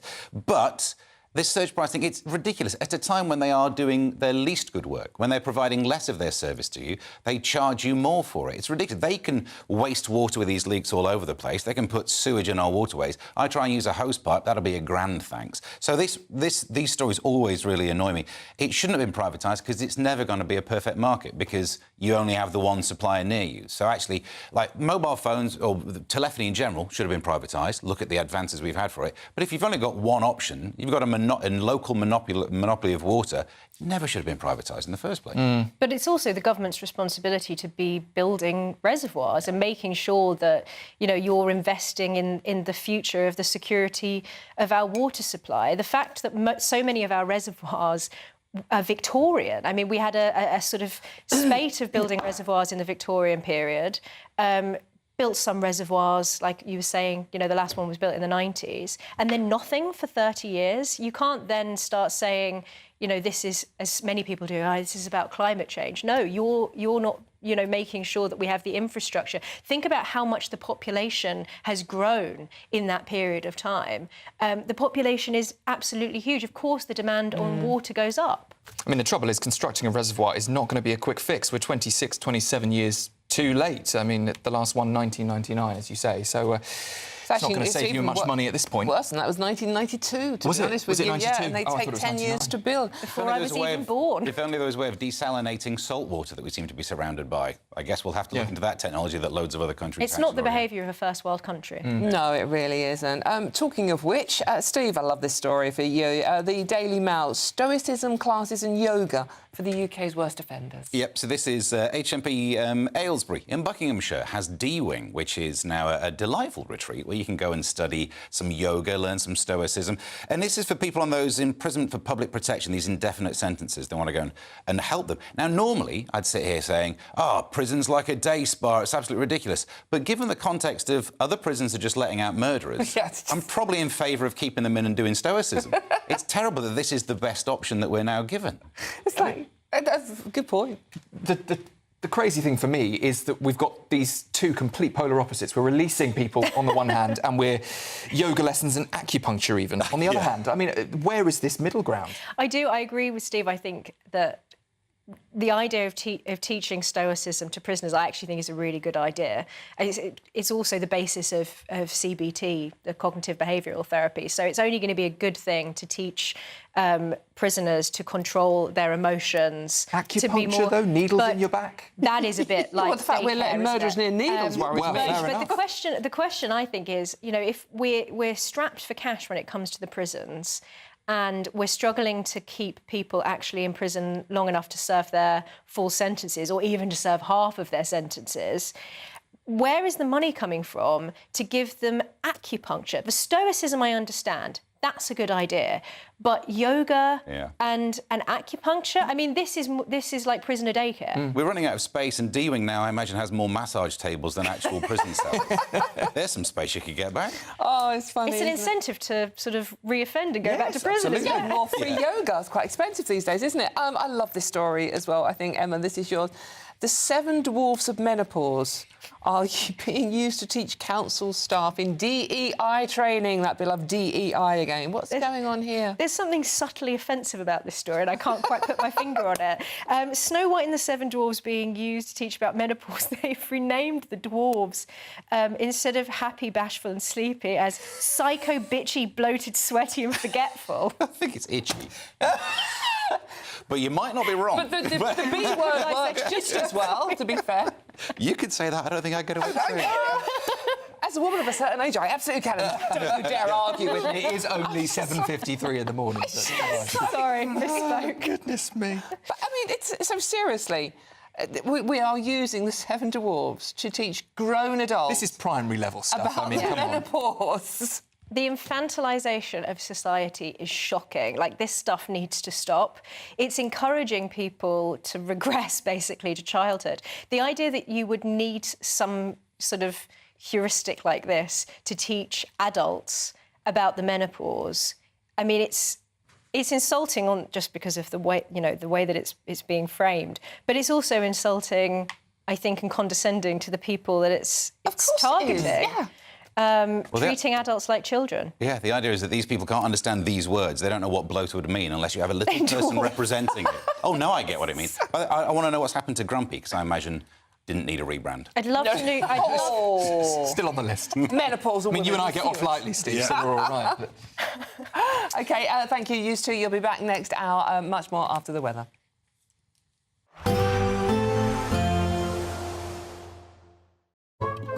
Today's outlook: cool, calm and completely horizontal. Boxed Aircon sponsors the weather on GB News. Hello there, good morning. Welcome to your GB News weather update from the Met Office. We can expect a cloudier day today, some rain in places, not feeling quite as warm, but in any brighter spells it will still feel fairly warm for the time of year. Most of the rain will be across the north, so Scotland, Northern Ireland, northern parts of England at times. We'll see some patchy light outbreaks of rain and drizzle, perhaps some rain further south, but very limited, and it should be mostly dry for many areas. After a cloudy start, we will see some brighter spells by the afternoon and still feeling fairly warm in the brightness, highs reaching around 27 degrees Celsius in the southeast. Otherwise, temperatures more towards average for this point in the year. Now, to finish off the day across Scotland, plenty of cloudy skies. It's probably going to be quite grey, quite dreary, and some spells of rain and drizzle, certainly around coasts and hills. And a very similar end to the day across Northern Ireland and northern parts of England, but most of the rain and drizzle will be patchy in nature, so there will be some drier spots. Some areas of Wales and southwest England could also pick up some drizzle and a chance of some showers just to finish off the day across the very far southeast. Otherwise, much of England and Wales still remaining fairly dry. And then through the course of the evening, we'll continue to see those cloudy skies turning quite murky in places, some of that cloud a little bit low, and still some spells of rain and drizzle across much of the country actually by the time we reach Monday morning. Still not too warm overnight, most towns and cities between 12 and 15 degrees Celsius, but slightly warmer around the London region, lows reaching 17 degrees here. Now, Monday is set to be a more changeable day. We've got this band of rain pushing its way into the northwest, and this could potentially bring some fairly heavy outbreaks later. Otherwise, it's a fairly similar day where it's going to be quite cloudy, some patchy rain and drizzle in places, probably starting to feel quite humid. Highs reaching around 28 degrees Celsius across the south, but still more towards average elsewhere. Today's outlook: cool, calm and completely horizontal. Boxed Aircon sponsors the weather on GB News. It's the final week to see how you could win over £65,000 in prizes. You could be our latest Great British Giveaway winner. First of all, we want to give you £60,000 in tax-free cash. Plus, you'll also receive a fine gold bar worth over £5,000. For a chance to win, text GOLD to 63225. One entry costs £2.50 plus one standard network rate message. Or text BONUS to 63225. 5 entries cost £5 plus one standard network rate message. Go to gbnews.com/win. Entries start at £2.50. Call 0903 686 3232. Calls cost £2.50 plus your network access charge. Or post your name and number to GB22 PO Box 8690 Derby DE1 9TT. UK only. Entrance must be 18 or over. Lines close at 4 p.m. on the 21st of August. This is a network giveaway. Entries will be pulled. Please check the closing time if listening or watching on demand. Good luck. Some people enjoy lazy Sunday mornings, but not me. What's the truth of the matter? So that's a very live question. Would you support him if he waters down these plans? Before the spin sets in, I'll be getting to the truth. This is personal. No soft questions, no easy answers. It's one thing if the state has rules in this country. It's another thing whether the police and others actually police them. Setting the agenda and holding those in power to account. You can't really blame her if the system is set up this way. You will not want to miss it, trust me. The Camilla Tominey Show, Sundays from 9:30, only on GB News. Exciting news. Every Friday, my Patrick Christie's Tonight Show is going to have a twist to it. We're welcoming some special guests. You. That's right, on Fridays I'm going to be doing my show in front of a live studio audience because this show is about you and what you have to say. It's going to be the same big debates, same big topics, same big opinions. But every Friday night at 9 p.m, you are invited to come on down to Patrick Christie's Tonight to be a part of the action. Only on GB News, the People's Channel, Britain's news channel. Join me, Nana Akwe, for an informative, interactive news programme with a difference. It's fun. No, you didn't say that, Dave. I'm so surprised. I think there's an element of truth to that. Join me from 3 p.m. every weekend, only on GB News, Britain's news channel. Hi, I'm Michelle Dewberry, and my show is your opportunity to cut through all the noise and dive in headfirst to some robust debates. Ideas clash. Situation, isn't it? No, because the failure is you're deliberately avoiding my point. Nothing's held back, And if you think this is the end of it, wait for more. and we do not shy away from the difficult stuff. Sometimes I want to shake people and say, if only you understood. So join me on Jubes & Co weeknights at 6 p.m, only on GB News, Britain's news channel.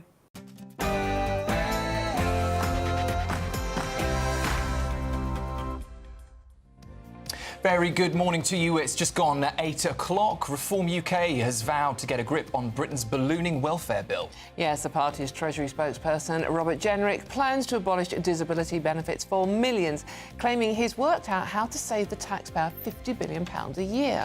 That's fresh from Nigel Farage's Clacton by-election win, and the party's also promising to end hosepipe bans and scale up Britain's reservoirs. But the slate of new policies are already facing criticism.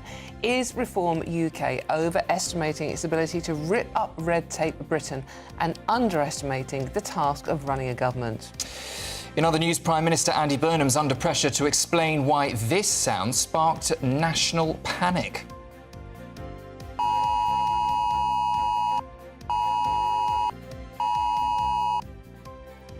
Yes, critics are asking why the emergency phone alert was used for what was essentially a reminder not to use barbecues. Really? Wildfires have wreaked havoc across Tinderbox Britain, but could rain finally be on the way? Hello there, good morning. A bit of a cloudier day ahead today with some rain in the forecast. Not everywhere though. Stay tuned and I'll have all the details. And villages across England are up in arms after the government confirmed plans to house asylum seekers at former military bases in places like Oxfordshire and North Yorkshire. We're speaking to one local campaigner who says enough is enough. Here's one to get your comments in for. Should world leaders cancel holidays if their country is in crisis? We're debating that after French President Emmanuel Macron was spotted jet skiing while wildfires tore through the country. It was a big night of gold medals for Team GB women at the European Championships as Dina Asher-Smith and Amy Hunt both starred on the track in a triumphant 4x100-metre relay in Birmingham. In football, the EFL is back with a bang, and Chelsea's Enzo Fernandez was booed by his own fans in a friendly. It's just gone 8 o'clock. I'm Dawn Neeson. And I'm Sam Francis, and this is GB News Breakfast.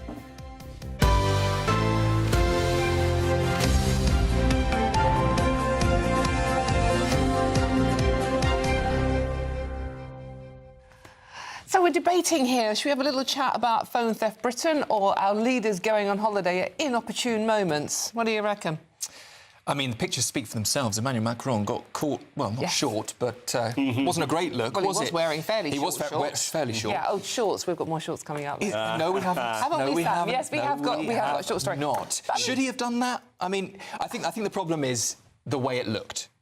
Is he allowed to go on holiday? I would say yes. I think that's perfectly appropriate. But walking around a country park might have been slightly better than on the back of a jet ski. When your country's on fire and you are leading that country, you don't go on holiday. If there's a national emergency, which you could describe what's going on in Europe at the moment with the wildfires, you don't go on holiday. But in this day and age with technology at the push of a button, he is contactable. Maybe not on the back of a jet ski. Oh, not on the jet ski. Unless he's got a waterproof phone. But what he might want to done. It's not like, back in the day where it would take him 3 hours to get back into the office and meet with his cabinet. Sorry, I think if you've got an important job like that and there is a crisis going on, you stay and manage that crisis. At the very least, it looks better. It does. I think that's the point. Optics matter. It's the way it looks, I think. So, get your comments in for that one. We'll be debating that later this hour. It's going to be an interesting one. And in the meantime, Reform UK has unveiled plans to abolish disability benefits for millions of people across the country as part of the party's bid to save, they say, £50 billion each and every year. Yeah, it's a story that's worrying a lot of you, I have to say. Reform's Treasury spokesperson, Robert Jenrick, is set to publish the details on Monday as part of a 50-page paper called Making Welfare Work. Writing for The Telegraph, Jenrick compared the current system to suicidal empathy and said it's time for the biggest shake-up in welfare for a generation. Well, that's as Nigel Farage looks to end hosepipe bans for good with a plan to build more reservoirs and slash water-saving targets. So, news editor for the Press Association, Theo Underwood, joins us now to get into all of this. Theo, good morning to you. Reform saying they're going to release a policy to make welfare work, but judging by the comments coming into us this morning, many don't think it is going to work. Yes, and I'm not surprised. These are ambitious plans which are being unveiled by Robert Jenrick, of course, the Treasury spokesman for Reform UK, to push it into some sort of, to put it to scale, I guess. If you think back to last summer, when Keir Starmer and Rachel Reeves tried to get their own welfare reforms on disability benefit through the House of Commons, they were only trying to save £5 billion. And they couldn't even manage that. This is far more ambitious, trying to save £50 billion. And I think what it speaks to is a tension between, and this will only get worse as we get closer to a general election, between Mr. Jenrick and, of course, other Conservatives, low-tax, low-spend Conservatives that have come into the party. I'm thinking particularly around Nadeem Zahawi. I'm thinking of Danny Kruger, who have joined Reform UK, and Nigel Farage. You have to remember when Nigel Farage, after that, in 2025, those local election results, he came out and there was a huge debate within the Labour Party about getting rid of the two-child benefit cap. He actually said that he was ahead of Labour and said that he would remove that, remove the cap. Now, what's interesting about this is that when you think about the constituencies that Reform needs to win and do well in, particularly in red wall seats in the north of England, across the Midlands, Labour working class seats, traditional Labour seats, that Boris Johnson won in 2019 very successfully. When it came down to it with Boris Johnson and Rishi Sunak, in every single year they increased benefits in line with inflation. So whilst they would have whilst many of their colleagues on the backbenches in the Conservative Party and their government would have liked to have seen much tighter control on welfare spending, Boris Johnson knew not to risk it. And Theo, the other part of this that's worrying people as well is the return to work cover. The suggestion that small companies, which historically Reform have always supported, may be forced to pay for their employees' sick leave for up to 2 years with an insurance scheme. What's that one about? Yeah, I mean, it's a really difficult issue for small companies when you take people on. You don't want to be taking on further risks. And if you think to Labour's reforms around 0 hours contracts, the backlash from businesses, and so to add to further burden for small businesses is highly risky. These voters, small businesses account for around 5 million voters in the UK. It's not a constituency, Dawn, to be taken lightly. And briefly, Theo, just before we wrap up, who are Reform trying to target here? Are they trying to pull in fresh voters, appeal to their current audience, or something completely different? I think it's about going to Conservative voters primarily. And Mr. Jenrick has that appeal with them. He was popular within his own party. Yes, he missed out on that leadership race with Kemi Badenoch, and saying that they can be trusted, that Reform can be trusted with the economy. There's no doubt that there needs to be wholesale changes to the benefit system. It's just a question of how you do it, and how you do it in a way that doesn't plunge people into poverty. And I think, judging what you just said just a few moments ago, Dawn, I think there are many people on disability benefits who want support to work. There are also many people on disability benefits for whom those benefits are an absolute lifeline. They don't have the chance or opportunity to work because of their disability. So there's no question that the system needs reform. It's how you do it without plunging people into abject poverty, and I think that's where the fear is.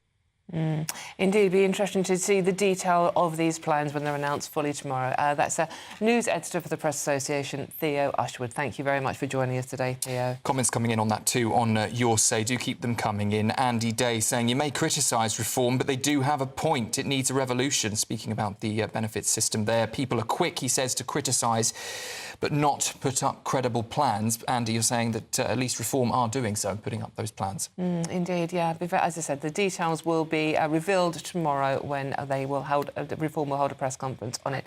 And stay with us, because we are going to be talking to Richard Tice later on the show as well, and we'll be putting your questions to him. So if you've got a question for Richard about these subjects, please do get yoursay.com and we will read them out to him. Yes, the government, meanwhile, has confirmed plans to house up to 1,200 asylum seekers at 3 military bases, one in Oxfordshire, the other in Suffolk, and a third in North Yorkshire. Yes, 2 of the sites earmarked for conversion are said to be only a mile away from primary schools, causing great concerns for locals. So let's speak to Professor Olga Mathias, who is a spokesperson for the Linton on Ouse Action Group, which is trying to fight the plans to house migrants in one of those centres in North Yorkshire. Good morning to you, Olga. Good to have you with us on Breakfast. The government here are perhaps just trying to make the system work. They're stuck. They know that they need to get migrants out of hotels. And is this not a credible plan, then? Good morning, and thank you for inviting me onto the programme. It's not a credible plan, no. It wasn't a credible plan in 2022 for our particular village, and the Conservatives, after they'd carried out due diligence, and we did as an action group, realised the error of their decision and withdrew it.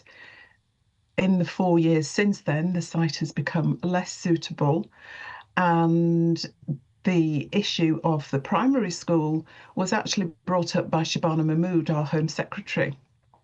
And she said that it should not be the case that migrants were housed near primary schools. Now, you've just mentioned 1 mile. Our primary school is 500 metres from the base. What's interesting is Anna Turley, the Minister of State for Border Security and Asylum, is possibly contradicting her boss technically, but also contradicting herself in so many things that she says, because she has got, this week, she has been talking about this sensible policy, which is anything but sensible, and she's been saying that they're trying to, the whole point of this policy is to try and limit the impact on local communities. No one community should be overburdened. She's talked about fairness, which in itself is quite a dubious concept. She's talked about what is manageable for a local community. So what's manageable for us? We're a village of about 700 people, of which 100 are children. They're proposing to start with, 1,200 migrant men in this former RAF flying school. It wasn't really a military base as such, but it's at the heart of the village. How is that proportionate? How is that sensible? It will be a ratio of, 1 to 18? So 18 migrant men for 1 child. It would be 18 migrant men for 1 woman in our village. How is that fair? How is that distributing equally, not burdening local communities? She's talked about finding more affordable premises. She's talked about the former military sites being good. They're not more affordable. There have been figures by the National Audit Office since 2005, since the original aborted attempt at Bicester back over 20 years ago now. The National Audit Office has figures that show quite clearly that this is not cheaper than hotels. The fact is, they've made this promise, one could assume rather rashly, to get asylum seekers out of hotels and into military bases. And that's like so many things. It's more a gimmick, it's more a soundbite than a real, thought through, actual beneficial policy, whether that policy be beneficial to us, the citizens of this country, or to the migrants. Either way, this particular policy doesn't really make any sense. Anna Turley's talked about putting them in safe accommodation and in manageable accommodation. Our base at Linton-on-Ouse is neither safe nor manageable. It's at the minute got no facilities whatsoever, so they'd have to start with electricity, they'd have to start with water, they'd have to start with all that. There's no transport to get the asylum seekers in and out. So they've got those, yes, upfront costs. Now, interestingly, our base is only offered by the MOD for 3 years. So by the time they've sunk all that money in to get it to be a workable, livable property, it's going to be almost time to give it back to the MOD. So there are so many contradictions in this so-called policy that one has to believe that it's just right now all about soundbites and being seen to be doing something, rather than actually thinking through a deep, beneficial to the country policy. What is it that we want to do? How are we going to do it? Instead, what we're doing is just knee-jerk reaction everywhere. Olga, just very quickly and finally, the Prime Minister said a couple of days ago that we all have to do our bit. You have to step up to the plate. It does sound like no one is actually listening to what you're saying. It does sound like that, doesn't it? But stepping up to the plate and doing their bit sounds very good, doesn't it? It actually goes back to what I was just saying. Sound bites are fabulous, but the Prime Minister really ought to be thinking a little bit more deeply, a little bit more thoroughly. Granted, it's the same civil servants who thought it was a good idea 4 years ago who are talking to various senior ministers and junior ministers. But at the end of the day, it's the MPs, it's the people in Cabinet, it's the people who have the great offices of state that are the decision makers and the leaders. We really, really deserve better than sound bites. Indeed. Olga, thank you so much for joining us today. That's Professor Olga Matthias, who's the spokesperson for the Linton-on-Ouse group there. I mean, it's just frightening, isn't it? It's a difficult one because the locals have a really legitimate concern there, but also they're trying, as Olga is, to be careful not to fuel anger, speculation about, legitimate potentially asylum seekers who haven't done anything wrong. Yeah, no, it's just worrying, isn't it? What is worrying is that the government is not consulting local communities. Absolutely. They're not being told about what's happening. Mixed messages, as Olga said there. You've got different Labour MPs saying different things. Yes, so, well, we have had a response to this story from the Home Office this morning, who say we are seeking to fairly house asylum seekers across the country, working closely with local authorities to reduce the impact on communities. This means closing every asylum hotel while moving asylum seekers into alternative accommodation, including former military sites. It also means reducing the number in asylum accommodation. The number receiving support is now falling, they say, and asylum costs are down by £1 billion since the general election. OK, meanwhile, Carl Les, North Yorkshire's council's Conservative leader, has said it is extremely disappointing, to be clear. There has been no previous contact with us by any government department on their thinking or planning around this. Continues to say it would therefore not be helpful for us to comment in detail on this. We will be urgently seeking more information before making any further statements. OK. Let us know your comments on that one. I'm sure you will at gbnews.com/your say. OK, now it's time to have a quick look at some of the other stories coming into the newsroom for you. Yes, Prime Minister Andy Burnham has said that the death of former Cambridge professor Jason Arday is a tragedy. Arday, who resigned from the university following allegations of plagiarism, was pronounced dead after emergency services were called to an address in South London on Friday. Police say the 41-year-old's death is being treated as unexpected, but is not believed to be suspicious. And tributes are pouring in after the body of 18-year-old George Smythe was discovered in the Romanian mountains. George went missing in November while trying to hike to Bran, the village known for the castle that is believed to be home to Count Dracula. His family are awaiting formal identification, but the body is believed to be his. And British drones are being used by Ukraine to strike targets on the Russian mainland for the first time the war began. Weapons made by 2 UK companies have been supplied to Ukraine, whose forces use them as part of a deep strike campaign to hit industrial and military targets.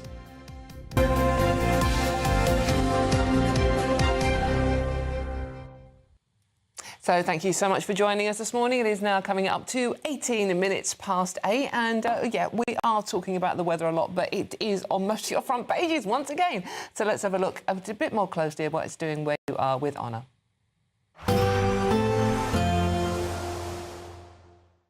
Expect warm spells with the odd rude interruption. Boxed Boilers sponsors the weather on GB News. Hello there, good morning. Welcome to your GB News weather update from the Met Office. We can expect a cloudier day today, some rain in places, not feeling quite as warm, but in any brighter spells it will still feel fairly warm for the time of year. Most of the rain will be across the north, so Scotland, Northern Ireland, northern parts of England at times. We'll see some patchy light outbreaks of rain and drizzle, perhaps some rain further south, but very limited, and it should be mostly dry for many areas. After a cloudy start, we will see some brighter spells by the afternoon, and still feeling fairly warm in the brightness, highs reaching around 27 degrees Celsius in the southeast. Otherwise, temperatures more towards average for this point in the year.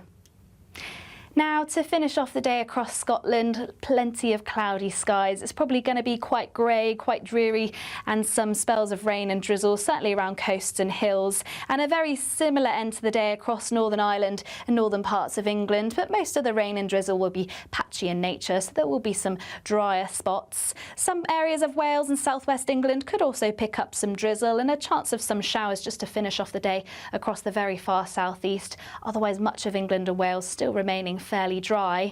And then through the course of the evening, we'll continue to see those cloudy skies, turning quite murky in places, some of that cloud a little bit low, and still some spells of rain and drizzle across much of the country, actually, by the time we reach Monday morning. Still not too warm overnight, most towns and cities between 12 and 15 degrees Celsius, but slightly warmer around the London region, lows reaching 17 degrees here. Now, Monday is set to be a more changeable day. We've got this band of rain pushing its way into the northwest, and this could potentially bring some fairly heavy outbreaks later.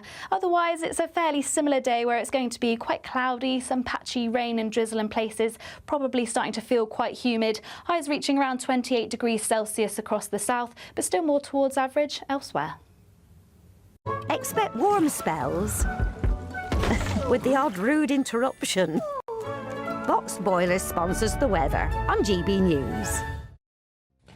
Weather, weather, weather. There you go. Looks like rain's on the way, but still to come. French President Emmanuel Macron has come under fire for holidaying in the south of France while the wildfires continue to rage through the country.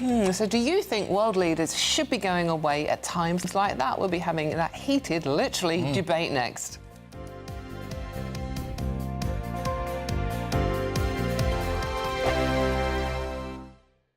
At GB News, we love to hear from you, our loyal community. So drop us a line at gbnews.com/yoursay. There you can talk to each other and also to the presenters live on air. gbnews.com/yoursay, because GB News is your channel, Britain's news channel. 5 hosts, 5 opinions, 5 fearless debates, 5 unfiltered takes on the day's news. 5 reasons not to be anywhere else on Saturday night. This is the Saturday 5. You got me. You got me good there. Britain's biggest Saturday night TV show. It's not a bad brand. Yeah. Uncensored. Very, very racy tonight. On the unpredictable. What did she say? Can you translate it for us? And always entertaining. And how can a country go from being led by William Wallace to Saturday nights from 6 p.m. only on GB News, the People's Channel. Britain's news channel. You're going to want to stay tuned, trust me. From the school run to the home run, watch a new show for all of Britain. So he can say whatever he wants. A straight talking show where all voices are heard. And, you know, when are we going to stop talking about smashing the gangs and actually do it? With the stories that matter from every part of our country. There's a bit of a crash landing there for your Chancellor. Bold, fearless and standing up for you. That's me, Martin Daubney, 3 p.m. till 6 p.m. weekdays, here only on GB News. The People's Channel, Britain's news channel. Do you trust what you're being told? Good, because because neither do I. Those are just facts. I'm Alex Armstrong, and on my show, we'll expose the spin. Well, I want to answer that because you didn't let me last time, because you always speak over me. The broken promises. To deny that is denying the truth. And the hypocrisy. Needs to stop. You think we can allow? Politics, policy, parliament. Nothing is off limits. No sugarcoating, no fear of offence, just the truth laid bare. Tune in every Saturday and Sunday at 9 p.m. for Alex Armstrong Tonight, only on GB News, Britain's news channel. Breaking news, live updates, stories that matter. From the heart of the GB newsroom to every corner of Britain, with our team of dedicated journalists across the UK. GB News bulletins are there to deliver the latest news that matters to you. Bulletins on GB News, the People's Channel, Britain's news channel. You want to know what's really going on in the corridors of power? Labour don't know what to do with you half the time, and that makes you quite lethal in the chamber. Get behind the headlines with Chopper's Political Podcast. Join me, Christopher Hope, as I sit down with the great and the good of British politics. We'll see where this ruling takes us. These are the stories shaping our nation. Chopper's Political Podcast, available now on all platforms. Listen in and stay ahead.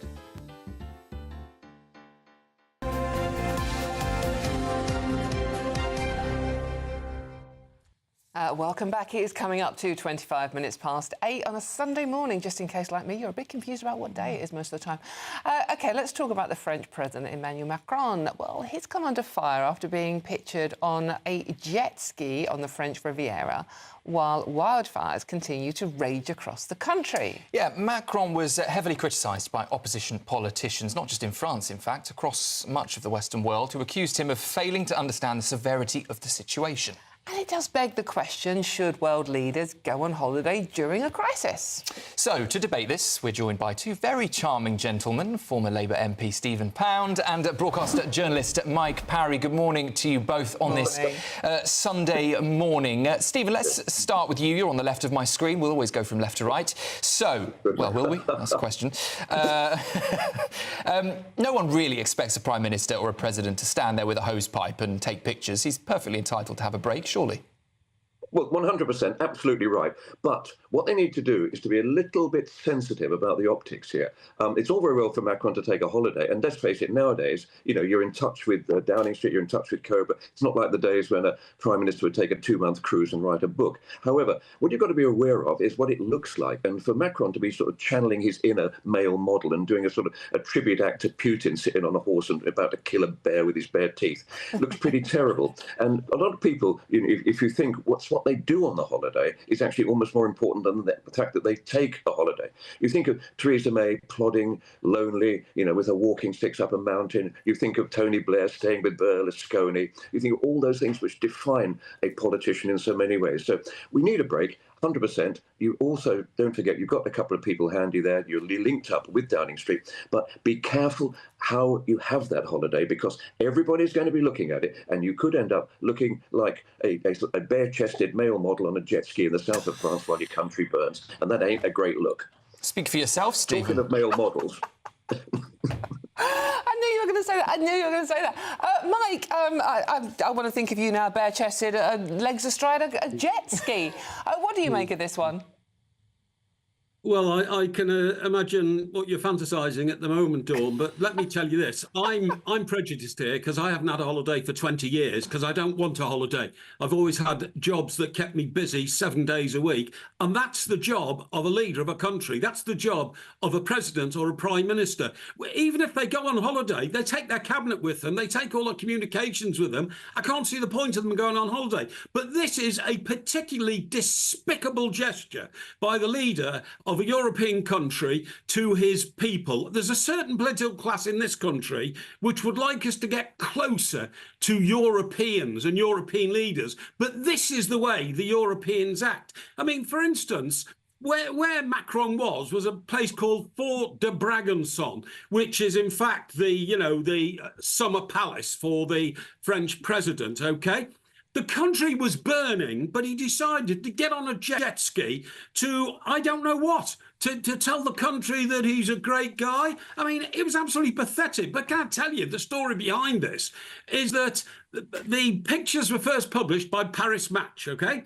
And Paris Match is owned by France's richest man, the same guy who owns all the fashion labels like Louis Vuitton and Christian Dior, a guy called Bernard, what's his name? Oh, no, that's right, yeah. So this is a deal between France's richest man and the French president to show utter and absolute contempt for the French people while their country is burning. And the reason is because Macron is out of power in May next year. So he's literally just stuck two fingers up to the whole of the French population and said, look, I'm leaving in May next year. Nothing to do with me, nothing to see here. You get on with the fires, and I'll get on with roaring round on my jet ski to make me look like James Bond, because that's how I fancy myself. Utterly despicable, and not the sort of people that we in this country should be associating with. We had fires in this country, right? The call went out to our Prime Minister, Andy Burnham. Andy, where are you? There are fires. And Andy Burnham turned up. Now, I think that's leadership. You go where the crisis is. But Macron doesn't know anything about that. To be fair, Stephen, Andy Burnham did turn up, but he had just got back from a holiday. Yeah, indeed, and he came back and he immediately sort of started deploying military assets to actually deal with this thing. But I have to say, even on a calm Sunday morning as the church bells ring across the land and we're all contemplating a day of leisure, Mike Parry has to somehow drag in his fetid anti-European perspective onto this. He probably imagines that Macron is going to jet ski across the Channel and claim asylum in Dover, because, for heaven's sake, President Macron does not actually define the whole of Europe. And if you're actually going to get onto a bad look on holiday, remember, and you may actually want to think carefully before you actually have this thought in your heads. Remember David Cameron in his too tight swimming shorts and his, it's rather. Yeah, I'm sorry, Dawn. I'm sorry. Don't go on holiday. Don't go on holiday. That's what I've said. And by the way, Stephen, there is another little problem that Monsieur Macron could have been dealing with when he was on his jet ski, and that's the thousands of people crossing the English Channel in boats bigger than aeroplanes. Is it about time he turned his attention to that? Yeah, well, I have to say, it's a marvellous compliment, the way that Mike feels that the individual politicians have the massive control over the whole country. Now, if you're the head of Thames Water and you go on holiday in times of crisis, then it's your watch and you should be dealing with. If you're the Prime Minister, you have many, many other people in very other departments. The French are actually, and I don't want anybody to get apoplexy on this one, but the French are actually having some sort of a grip on the asylum problem. The French gendarmes or the CRS were actually chucking smoke grenades and tear gas at the asylum seekers the other day and getting a lot of grief for it. So Macron is doing something about it. However, he's making himself look like a complete silly person, nearly looking quite idiotic by, flexing his muscles and, having the amber soleil rubbed into his sort of magnificent manly pectorals. So let's leave it at that, shall we? Mike, you're really saying that, forget the fires or any other crisis that countries are tackling, you would put a blanket ban on any people in leadership taking a holiday? I mean, they can take their technology with them and be in contact with their cabinet or their ministers at the push of a button. No, are you talking? I would ban holidays for prime ministers. When you become prime minister in this country, you basically get a 5-year term. You can go 5 years without a holiday. You don't need a holiday. The job is all consuming. The adrenaline is running through your body. And Stephen there, of course, wants to spread the blame because people like Stephen don't like strong leaders who make great decisions, like, for instance, Mrs. Thatcher. They prefer milk and water politics. And, everybody have a dabble at this and a dabble at that, but nobody actually does anything. But if you are given the privilege of leading a mighty country like ours, or France, which is a great country, you shouldn't go on holiday. You should devote 24 hours a day, 7 days a week, 365 days a year to serving your country. And if they don't understand that, they should leave the job. Well, Stephen, quick final word. Weirdo. I'm sorry, you'd end up as a total weirdo if you're just going to never, ever have a break. What sort of a person are you going to have that? I don't want that sort of person leading my country. And as for strong leaders, you're going to end up with someone like the President of America. I'd rather have somebody who's a bit more collegiate and, maybe a little more, dare I say it, human. Mike, yes or no to this? Jeffrey's just said on your say, if world leaders want to run the country and take a holiday, they should take a holiday in the country they lead. Would you agree with that? Is that sufficient? Well, yes, because then you're closer to home. You can get back for all the emergencies. There we go. But again, I don't think you should take a holiday if you're the leader of a country. I really don't. OK, gentlemen, we have to take a holiday from you two now, sadly, because I could listen to you all day. That is the wonderful Mike Parry there and Stephen Pound. Thank you so much on a Sunday morning for disturbing the peace, I think, that debate. Oh, goodness me. Yeah, and painting pictures in my mind that I never wanted to have. No, I know. It involves jet skis and bare-chested men. Anyway, time for the Great British Giveaway. Now you can splash the cash on your own holiday because, don't worry, you are not Prime Minister. £60,000 in cash, a gold bar too for our summer celebration. Here's Hayley Sparks with all the details. It's the final week to see how you could win over £65,000 in prizes. You could be our latest Great British Giveaway winner and join our exclusive list of giveaway champions. First of all, we want to give you a ton of tax-free cash. £60,000 in tax-free cash that you could use however you like. Treat your family, treat your friends, or treat yourself to a luxury 5-star holiday somewhere like here, all is Santi by Domes Resorts. Plus, you'll also receive a fine gold bar worth over £5,000. Don't miss your chance to win over £65,000 worth of prizes. For a chance to win, text GOLD to 63225. One entry costs £2.50 plus one standard network rate message. Or text BONUS to 63225. 5 entries cost £5 plus one standard network rate message. Go to gbnews.com/win. Entry start at £2.50. Call 0903 686 3232. Calls cost £2.50 plus your network access charge. Or post your name and number to GB22 PO Box 8690 Derby DE1 9TT. UK only. Entrance must be 18 or over. Lines close at 4 p.m. on the 21st of August. This is a network giveaway. Entries will be pooled. Please check the closing time if listening or watching on demand. Good luck. Good luck. You can get a jet ski with all of that. Probably 2 or 3. Come on. Yesterday holiday to France. Yesterday it was pork pie gate and now we're on jet ski gate. Jet skis That's and half-naked Macron. Love that. Oh, stop. Or a half-naked Mike Parry. Ooh. Slightly more worrying. Sorry, Mike, I love you to bits. But in any case, what about half-naked Aidan McGee on a jet ski? Aidan? Enduring image. Listen, we've got a packed rundown of sport for you. Join us after the break as we talk about Team GB's success on the track at the European Championships. Enzo Fernandez, the Argentinian midfielder, being booed by his own supporters at Chelsea, and the EFL back with a bang. See you in a few minutes. Hi, I'm Michelle Dewberry, and my show is your opportunity to cut through all the noise and dive in headfirst to some robust debates. Ideas clash. Situation, no, isn't it? No, because you're deliberately avoiding my point. Nothing's held back. And if you think this is the end of it, wait for more. And we do not shy away from the difficult stuff. Sometimes I want to shake people and say, if only you understood. So join me on Dubes & Co. weeknights at 6 p.m, only on GB News, Britain's news channel.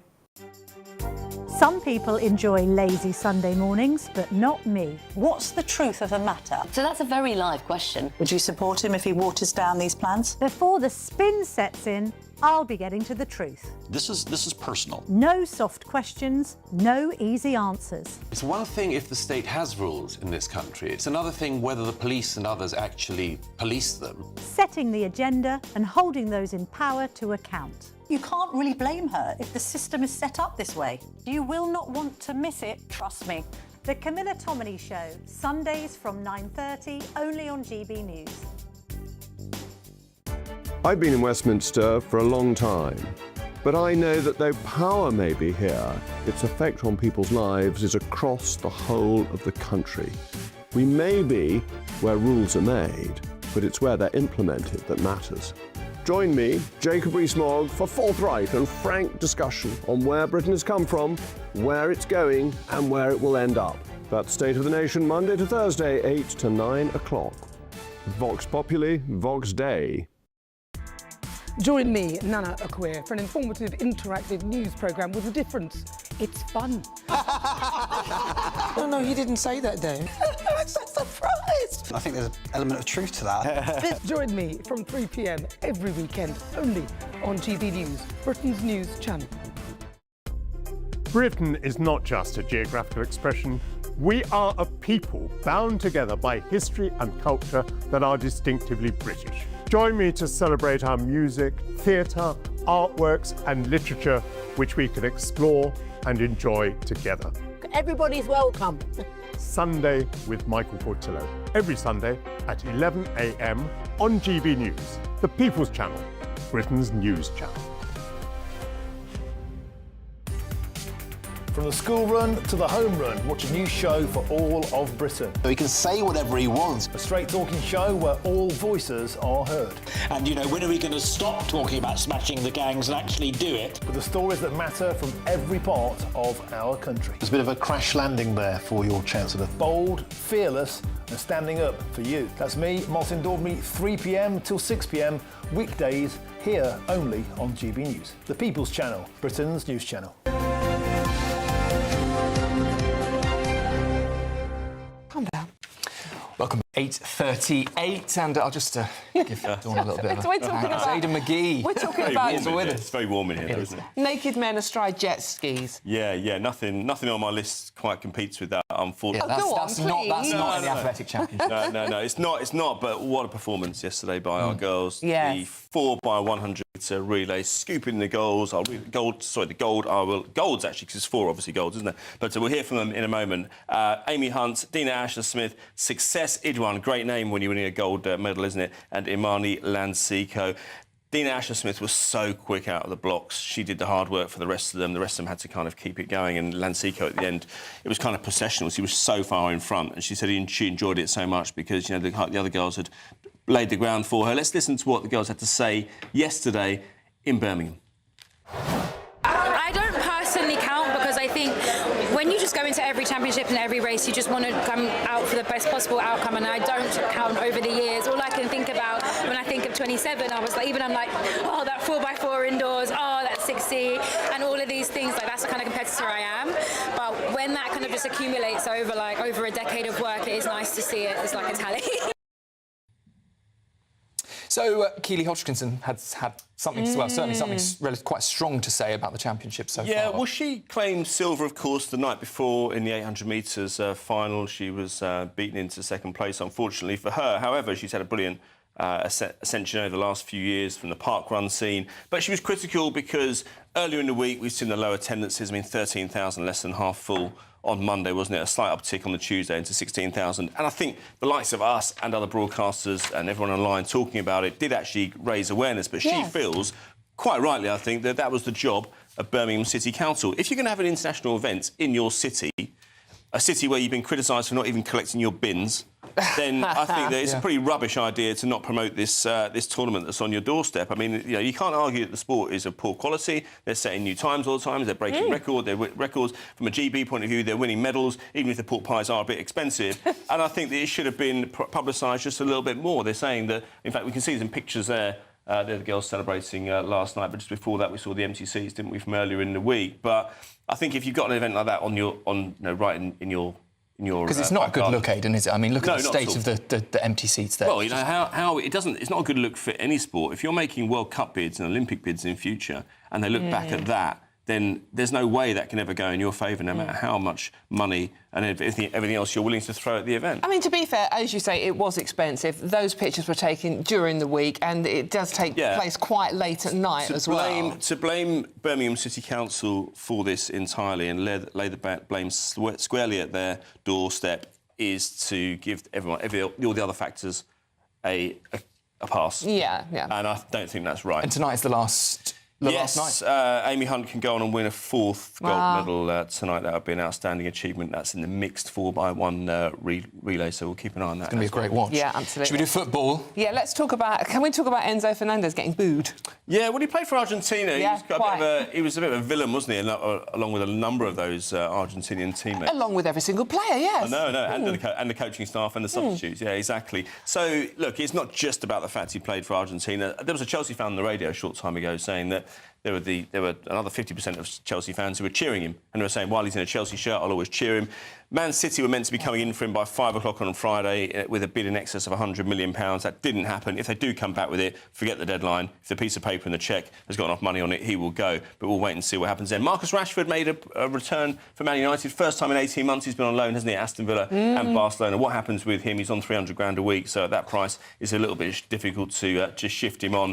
And I love this story as well about the young ball boy at Swansea, who in 2013 was criticised for some histrionics because Eden Hazard kicked him on the pitch, and Eden Hazard was fined. Chelsea lost the game. Frank Lampard and all the other Chelsea players were surrounding the ball boy saying, oh, please don't make too much of it because our guy's going to be suspended. That young man, who was 17 at the time, even though he looked about 10, he's currently in the process of selling a vodka business, Vodka, to an American consortium for £500 million. Good for him. Absolutely extraordinary. Exactly. You have to hand it to him. So what is he now, about 30? He's 30, yeah. He has had a picture with Eden Hazard in the last few years. That's all is forgiven. All is forgiven, yeah, exactly. I mean, apart from anything else, the boy's considerably richer than Eden Hazard, who earned a few bob in his career, having played for Chelsea and Real Madrid. Yeah, in other news, Mill won QPR win, but we haven't got time to talk about that, Aidan. What a sorry. shame. No, I can talk about that for the rest of the week. Not until we play next. I'll see you later in any case. Yeah, we will. OK, still to come, Lemsip is in hot water. Find out why next. Yeah, we'll be digging into that and all the other top stories on the papers this morning with Emma Trimble and Stephen Allen. But first, the forecast for some of the top European destinations. Dinner under the stars tonight? That reminds me of our travel insurance. You mean all clear skies? All Clear Travel Insurance sponsors GB News Travel Destinations forecast. Hello there.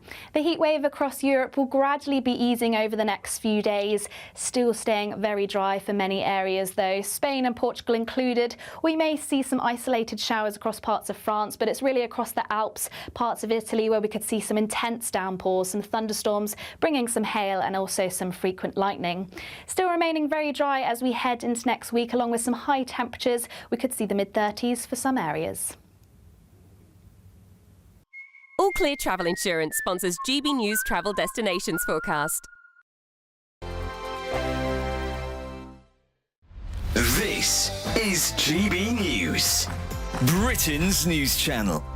Music, as anybody knows, from Scotland or Ireland, it is very, very important to us all here. Most of us can lift a musical instrument, and actually there's a great children's band on stage at the minute, but I've managed to capture some people here. Where are you from? We're from Dungannon. And why are you here at the Fla? We're here just for the music, the atmosphere and just the all-round celebration. It's a very proud moment for Belfast, and it's lovely to have the children out on their summer holidays. And I have a daughter who is playing and another one who's coming along to sing. Well, let's hear you play. What are you going to play for us? I'm going to play in a share. Well, go ahead. Thank you.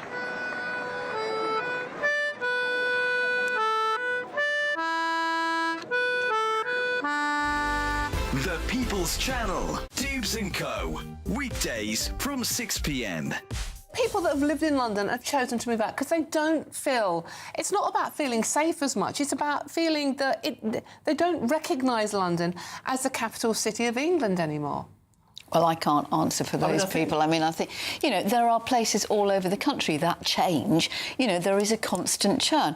There are parts of London that were once terribly, you know, poverty-stricken and that are now gentrified and are full of completely different places, to the point that local people, local communities have been squeezed out. There are places, you know, which have changed because the demographic changes. But, I mean, that happens everywhere. You can say that about Bradford, you can say that about parts of Birmingham and these kind of things, some of these areas as well. But if you look at London, it's always been a bit of a melting pot. Yeah. It's the capital of a trading nation. It's why we have one of the best stock exchanges in the world, why we have the most investment, you know, foreign investment into this country.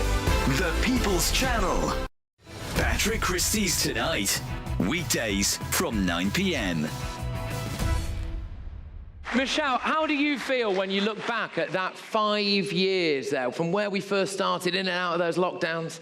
Well, I thought to say, right, first things first. I've worked on live TV for half a decade and I still forget to talk into a microphone. Easily done. What can I say? Well, you look back on some of that and you actually forget some of the absolute ridiculousness that has gone on in the last 5 years. And I think you summed it up well. When you go back to that period of the lockdown, the ridiculous control, the enforced vaccine mandates, you could feel like you was just going mad in your own little world. And to me, GB News, we really, really came into our own. GB News, the People's Channel.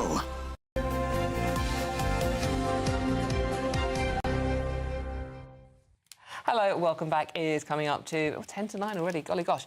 And you are watching and listening to Breakfast with Sam and Dawn. So, joining us to go through what's making the news this morning, writer and broadcaster Emma Trimble and GB News contributor and comedian Steve N. Allen back with us this morning. This is an interesting one, Emma, on the Times and the Times front page. China is sending migrant mega dinghies over to the UK. How is this happening and why is it not being stopped? What a shock. The foreign states are potentially, presuming that most companies in China are in some way affiliated with the CCP, being involved in the migrant crisis. But apparently a shipping container from China carrying at least 25 inflatable dinghies, including those massive mega dinghies. We shouldn't really be calling them dinghies because they're boats that can carry huge numbers of people, 80 people upwards to 250 people, have been found at a port in Felixstowe. But also, this is coming after there had previously been a raid, I think it was in Hamburg in July. They found thousands of life jackets, 360 pumps, more than 30 boats. So this is obviously a huge industry. They're being sent from China to Germany and then being dispersed for use by these criminal gangs to smuggle people across the channel. So when we're talking about, needing to smash the gangs, this is a whole industry, and it looks as if these boats are originating in China and then finding their way into Europe. And after this has been coming, after we've been talking in recent months about how, Iran have been using migratory flows and the involvement of foreign states. So it's interesting, given how much Keir Starmer was cozying up to Xi Jinping, that this is continuing. You would think that if China were really an ally, they would be doing something to deal with it themselves, but apparently not. Indeed. Steve, I just want to quickly mention this story because people are talking about it online as well on the Your Say. The Daily Mail today, or the Mail on Sunday, indeed, on page 6, about prostate cancer. So the Department of Health and Social Care just sneaked out a little update that men over 50 who would have been getting these PSA tests, the prostate test that's not the old-fashioned, the one that we all lads make jokes about. This is just a blood test. Yeah. And there was a decision made before that there's not going to be a screening programme for men. I'm not quite sure why we don't get one. And then suddenly they take away the right to have the test if you're asymptomatic. The problem with that is, of course, prostate issues aren't... They're well known for not being massively symptomatic until things are too late. Early checks is what you want for this. And we've had the right taken away from us. It's just a blood test. David Cameron's written about it because of his story. Yeah. But if you want something vaguely funny, there is the fact that a quote from his letter that he's written, he calls this the decision on prostate test to be sleight of hand. That's a bit funny, isn't it? That is quite funny. That's a bad choice of words. It's just a blood test, people. And I just will say, several people that I'm very close to have survived prostate cancer, and it is survivable, so fight for a check. If you put the pressure on your GP, you will get checked, but you have to fight for it. Shouldn't have to bully the NHS. No, of you course you can still get plenty of blood tests for PSA online as well. Although obviously you're going to have to pay for it. But if you're struggling with the NHS, there is still a route forward. Doesn't it make a bit of a mockery though of Prince Charles trying to raise awareness and then the NHS are not actually playing ball? It really does. Well, let's stay with health. The Express, page 9, weight loss jabs being used by millions now, linked to eyesight damage, Steve. I mean, there seems to be symptoms popping up left, right and centre. Yeah, eye stroke is what it's known as, this neon symptom, whether it's a blood flow issue, which you can lose the sight in one eye. However, just to just to bring it back down, of all the thousands of people who've been using these drugs, 34 cases, suspected cases, have been spotted since 2023. And also, high risk factors for this eye stroke include high blood pressure and diabetes. So the kind of people who would be on these drugs anyway already have risk factors for it. So look, it's worth looking into, but it's not like the headline making it seems like. Use the drug, you'll lose sight in one eye. It's a scary story, and people, these scaremongering stories really annoy me. We shouldn't be doing it. 34 people, and probably with underlying problems. But it's not the only associated eye condition, though, and we're giving these jabs now to children. There was a story back in July of, how we might be giving these jabs to children as young as 6.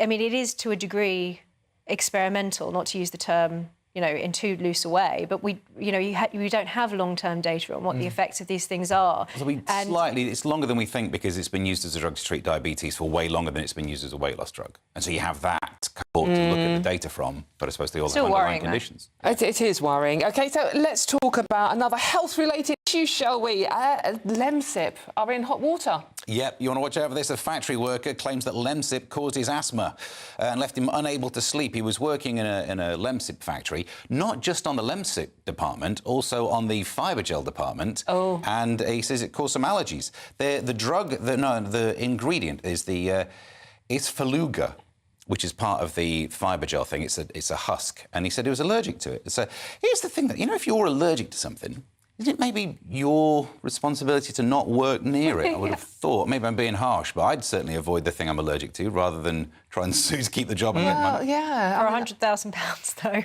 Yeah, maybe you're Well, right. yeah, I do try to avoid working with things I'm allergic to, but unfortunately Sam just keeps turning up. You can't help. I'm not even going to comment. I think that's absolutely... do you know what? Bullying in the workplace. I'm not going to stand up for that. That was close. We'll explain all later. Oh, my goodness. Stephen Emma, thank you so much for joining us on that one. More coming up after the weather. I think... Today's outlook: cool, calm and completely horizontal. Boxed Aircon sponsors the weather on GB News. Hello there, good morning. Welcome to your GB News weather update from the Met Office. We can expect a cloudier day today, some rain in places, not feeling quite as warm, but in any brighter spells it will still feel fairly warm for the time of year. Most of the rain will be across the north, so Scotland, Northern Ireland, northern parts of England at times. We'll see some patchy light outbreaks of rain and drizzle, perhaps some rain further south, but very limited, and it should be mostly dry for many areas. After a cloudy start, we will see some brighter spells by the afternoon and still feeling fairly warm in the brightness, highs reaching around 27 degrees Celsius in the southeast. Otherwise, temperatures more towards average for this point in the year. Now, to finish off the day across Scotland, plenty of cloudy skies. It's probably going to be quite grey, quite dreary, and some spells of rain and drizzle, certainly around coasts and hills. And a very similar end to the day across Northern Ireland and northern parts of England, but most of the rain and drizzle will be patchy in nature, so there will be some drier spots. Some areas of Wales and southwest England could also pick up some drizzle and a chance of some showers just to finish off the day across the very far southeast. Otherwise, much of England and Wales still remaining fairly dry. And then through the course of the evening, we'll continue to see those cloudy skies, turning quite murky in places, some of that cloud a little bit low, and still some spells of rain and drizzle across much of the country, actually, by the time we reach Monday morning. Still not too warm overnight, most towns and cities between 12 and 15 degrees Celsius, but slightly warmer around the London region, lows reaching 17 degrees here. Now, Monday is set to be a more changeable day. We've got this band of rain pushing its way into the northwest, and this could potentially bring some fairly heavy outbreaks later. Otherwise, it's a fairly similar day where it's going to be quite cloudy, some patchy rain and drizzle in places, probably starting to feel quite humid. Highs reaching around 28 degrees Celsius across the south, but still more towards average elsewhere. Today's outlook: cool, calm and completely horizontal. Boxed Aircon sponsors the weather on GB News.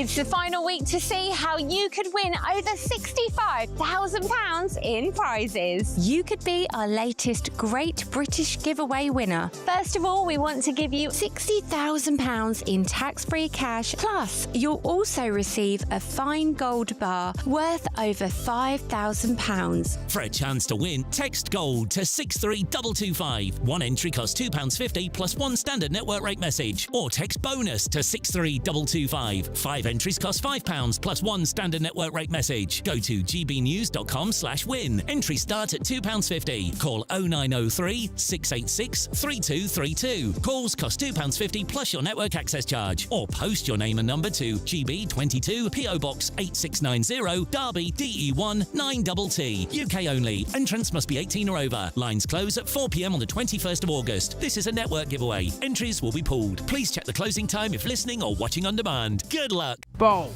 They are under no illusion. Ray, are you a human trafficker? Boundless. I've had enough of the nonsense, and I'm not afraid to say it. Don't get this on the BBC. Every weeknight, I tear through the headlines. The smell of gasoline. Should we be worried about it? From Westminster madness to cultural war chaos. I'm going to do now, they are throwing things out the car as we speak. Get ready, Britain. Here we go. Patrick Christie tonight, weeknights from 9 p.m, only on GB News, Britain's news channel. From the school run to the home run, watch a new show for all of Britain. He can say whatever he wants. A straight-talking show where all voices are heard. And, you know, when are we going to stop talking about smashing the gangs and actually do it? With the stories that matter from every part of our country. There's a bit of a crash landing there for your Chancellor. Bold, fearless and standing up for you. That's me, Martin Daubney, 3 p.m. till 6 p.m, weekdays, here only on GB News. The People's Channel, Britain's news channel.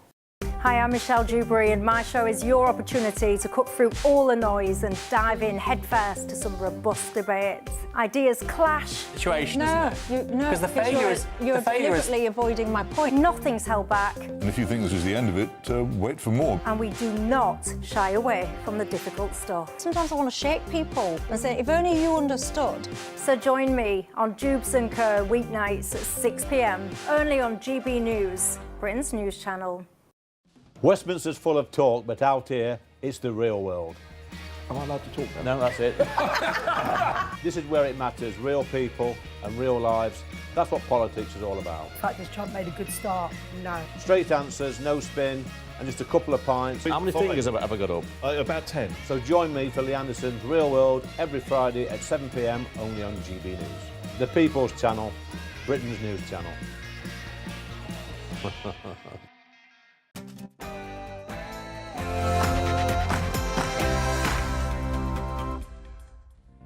Good morning. It is 9 o'clock on Sunday morning and Reform UK vows to get a grip on Britain's ballooning welfare budget. Yes, the party's Treasury spokesman Robert Jenrick plans to abolish disability benefits for millions, claiming he's worked out how to save the taxpayer £50 billion a year. And fresh from Nigel Farage's Clacton by-election win, the party is also promising to end hosepipe bans and scale up Britain's reservoirs. But the slate of new policies already facing criticism this morning is Reform UK overestimating its ability to rip up red tape Britain and underestimating the task of running a government. Very shortly, we'll be putting that to the Reform UK Deputy Leader, Richard Tice. And wildfires wreak havoc across Tinderbox Britain, but could rain finally be on the way? Hello there, good morning. A bit of a cloudier day ahead today with some rain in the forecast. Not everywhere though. Stay tuned and I'll have all the details. In other news, villagers across England are up in arms after the government confirmed that plans to house asylum seekers at former military bases in places like Oxfordshire, North Yorkshire, they say are not acceptable. Earlier, we spoke to one local campaigner who shared her frustration. It's the MPs, it's the people in Cabinet, it's the people who have the great offices of state that are the decision makers and the leaders. We really, really deserve better than sound bites. It's just gone 9 o'clock. I'm Dawn Neeson. And I'm Sam Francis. This is GB News Breakfast.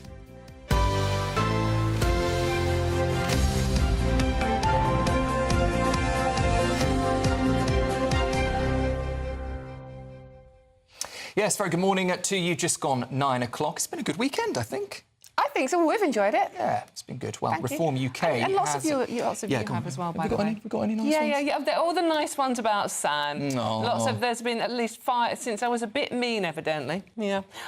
To Sam. Lots of people are saying how much they love you, Sam.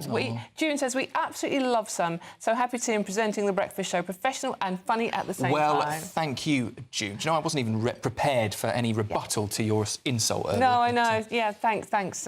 Nearly walked off, then decided that would be a big And there's mistake. a reason he decided not to, which I will tell you at the end of the show. Oh, dear. Anyway, Reform UK has unveiled plans to abolish disability benefits for millions of people across the country as part of a plan to, they say, save £50 billion a year. Reform's Treasury spokesperson Robert Jenrick is set to publicise the details on Monday as part of a 50-page paper called Making Welfare Work. Excuse me, writing in The Telegraph, Jenrick compared the current system to suicidal empathy and said it's time now for the biggest welfare shake-up for a generation. And that's as Nigel Farage looks to end the hosepipe bans for good with a plan to build more reservoirs and slash water-saving targets. So, GB News presenter Camilla Tominey joins us now from Westminster. I'm sure, Camilla, this will be one of the stories you'll be covering in detail, no doubt. But fill us in, what's coming up on the show this morning? Yes, we're certainly looking at Reform's welfare plan. It's interesting because that 50 billion price tag is actually one that's been mentioned by a Conservative. Jeremy Hunt, since leaving the office of Chancellor, has written several books, and he's the one who says that you could identify that amount of savings. And it's an interesting competition on the right, isn't it, for support for that policy. We know that people are concerned that the welfare budget is far too high, that it's actually ballooning, not least after Keir Starmer U-turned on making cuts. 50 billion, is it achievable? And for Reform and Nigel Farage, could that alienate some of the supporters he's hoping to get across to become the next Prime Minister? Will former Labour voters who have perhaps abandoned the party in 2019 to vote for Boris Johnson and now leaning into Reform, they be worried about the level of cuts? And of course, there'll be a generational debate to be had between those who want to retain the triple lock and those who say that it just is too much money being given to boomers who are already quite well off, at least in asset terms, despite the pensioners further down the pay scale. So lots to discuss on that. Also going to be discussing stopping the boats, smashing the gangs. Is it even possible? Alexander Downer was one of the Australian politicians who helped to bring in their own border plan. Nigel Farage says he's aping that. Is he? Are they doing the same thing or proposing to do the same thing as Australia, and will it work? Also be speaking to the Labour MP Alex Ballinger about that alert. You will have been disturbed by it on Friday night. Funny enough, I was in the West End watching Oliver, and this alert repeatedly going off ruined the performance. Fagin had to step in and make a joke about it in the play because we couldn't understand what was going on because we all had our phones off, but it was still coming on despite people putting their phones on silent. The Mail on Sunday is reporting that was overkill. I think a Tory source is quoted as saying that alert system was set up for terror attacks, not for advice on how to cook your sausages on a barbecue. So is Andy Burnham being tokenistic? Could that also apply to the migrant plan to house migrants in middle-class areas, even though it's going to cost more money? Why is he doing that if it doesn't make any economic sense? We're also going to be speaking to the man who's leading the campaign against turning that former MOD property into accommodation for migrants in Piddington. Population of that village in Oxfordshire, 350. Amount of migrants, mostly men, let's be honest, coming in, 1,200. Doesn't seem to add up. And we'll be talking to Mark Francois from the Tories and Gwaine Trowler from Reform to discuss that benefit bill/proposal. That sounds like a brilliant show, as always. That's Camilla Tominey coming up at 9:30 for you this morning. You really don't want to miss it. Thank you so much, Camilla. So let's go back to that story then. Reform UK's policy plans for disability benefits and hosepipe bans. In fact, news editor for the Press Association, Theo Usherwood, joins us now this morning. Theo, good morning to you again. Great to have you with us. Let's just take a look then at where this money is going to come from. Start with the reservoirs. Who's going to pay for it? Is it taxpayers, customers, water companies? What would Reform's plan be? Do we know? Well, it's a very good question as to where the money's going to come from. The issue with water in this country is, it gets under the skin of so many of your viewers, listeners, because we see heavy rains during the winter and autumn, and yet we find ourselves now in a drought situation. The reservoirs are running dry. We've got one reservoir about to be built. I think it's the first in 30 years, and then another 9 or so in excuse the pun, in the pipeline. So this is we've seen now a situation where we've not had rain for 2 months, and of course people are being told to cut back for hose pipe bans. People are being told, because especially in areas where there are wildfires, to expect disruptions to the fact they may not get any water at all, or low pressure as the fire services battle those blazes. And Nigel Farage, I think, is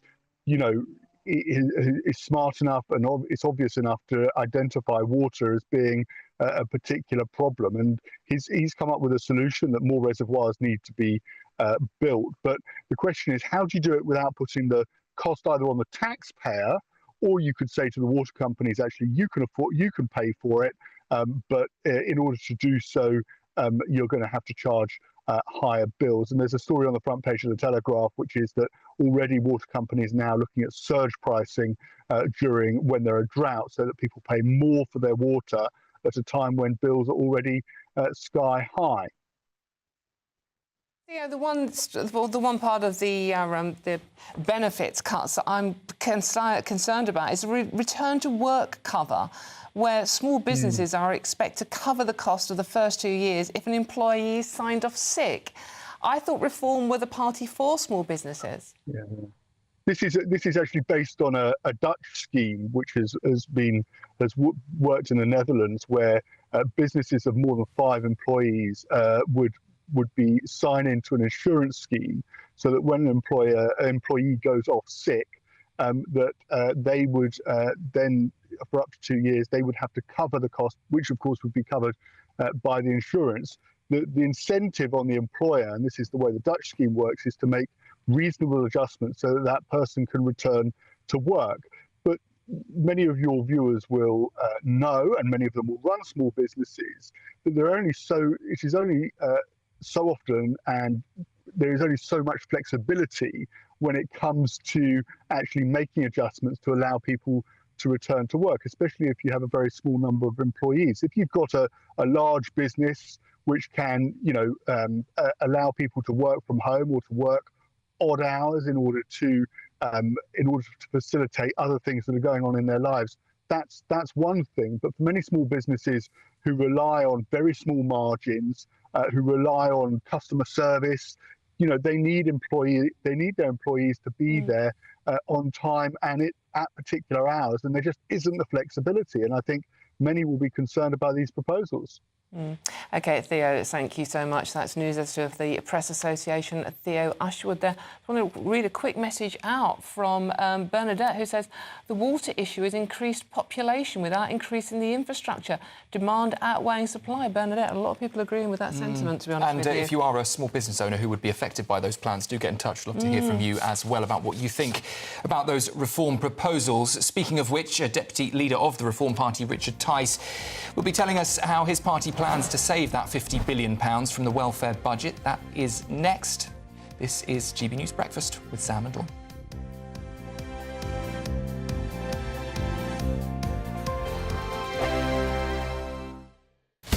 Breaking news, live updates, stories that matter. From the heart of the GB newsroom to every corner of Britain, with our team of dedicated journalists across the UK. GB News Bulletins are there to deliver the latest news that matters to you. Bulletins on GB News, the People's Channel, Britain's news channel.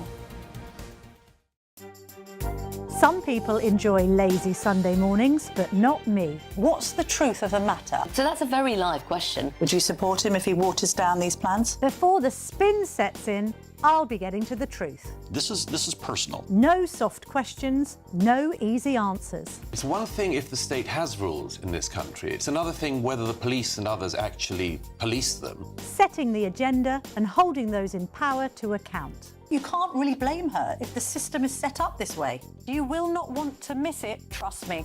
The Camilla Tominey Show, Sundays from 9:30, only on GB News.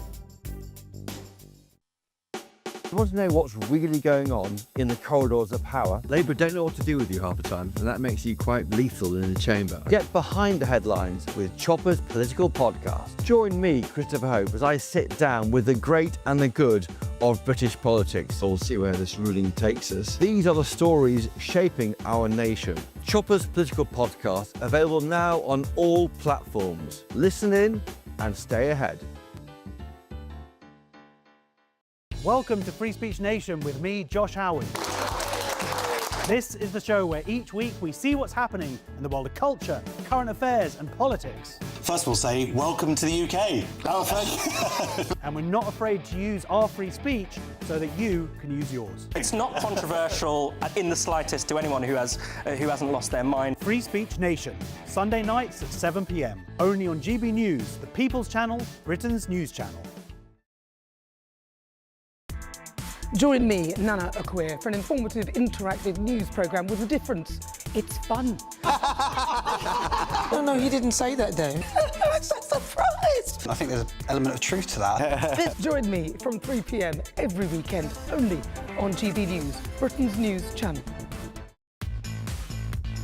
5 hosts, 5 opinions, 5 fearless debates, 5 unfiltered takes on the day's news. 5 reasons not to be anywhere else on Saturday night. This is the Saturday 5. You got me. You got me good there. Britain's biggest Saturday night TV show. It's not a bad brand. Yeah. Uncensored. Very, very racist tonight. On the unpredictable. What did she say? Can you translate it for us? And always entertaining. And how can a country go from being led by William Wallace to Saturday nights from 6 p.m. only on GB News, the People's Channel, Britain's news channel. You're going to want to stay tuned, trust me.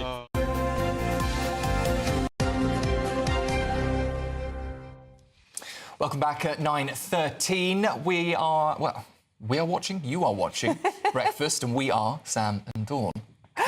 And I just want to say thank you so much for all your very kind comments for the weekend breakfast shows. It is genuinely a joy to work with Sam, and you've been so sweet. And, you know, really, really appreciate it. So double bubble of gorgeousness we got from Elaine, wasn't that nice? Sweet. Yeah, thank you. We'll take Elaine. that. Thank you. Is that your Auntie Elaine again? No.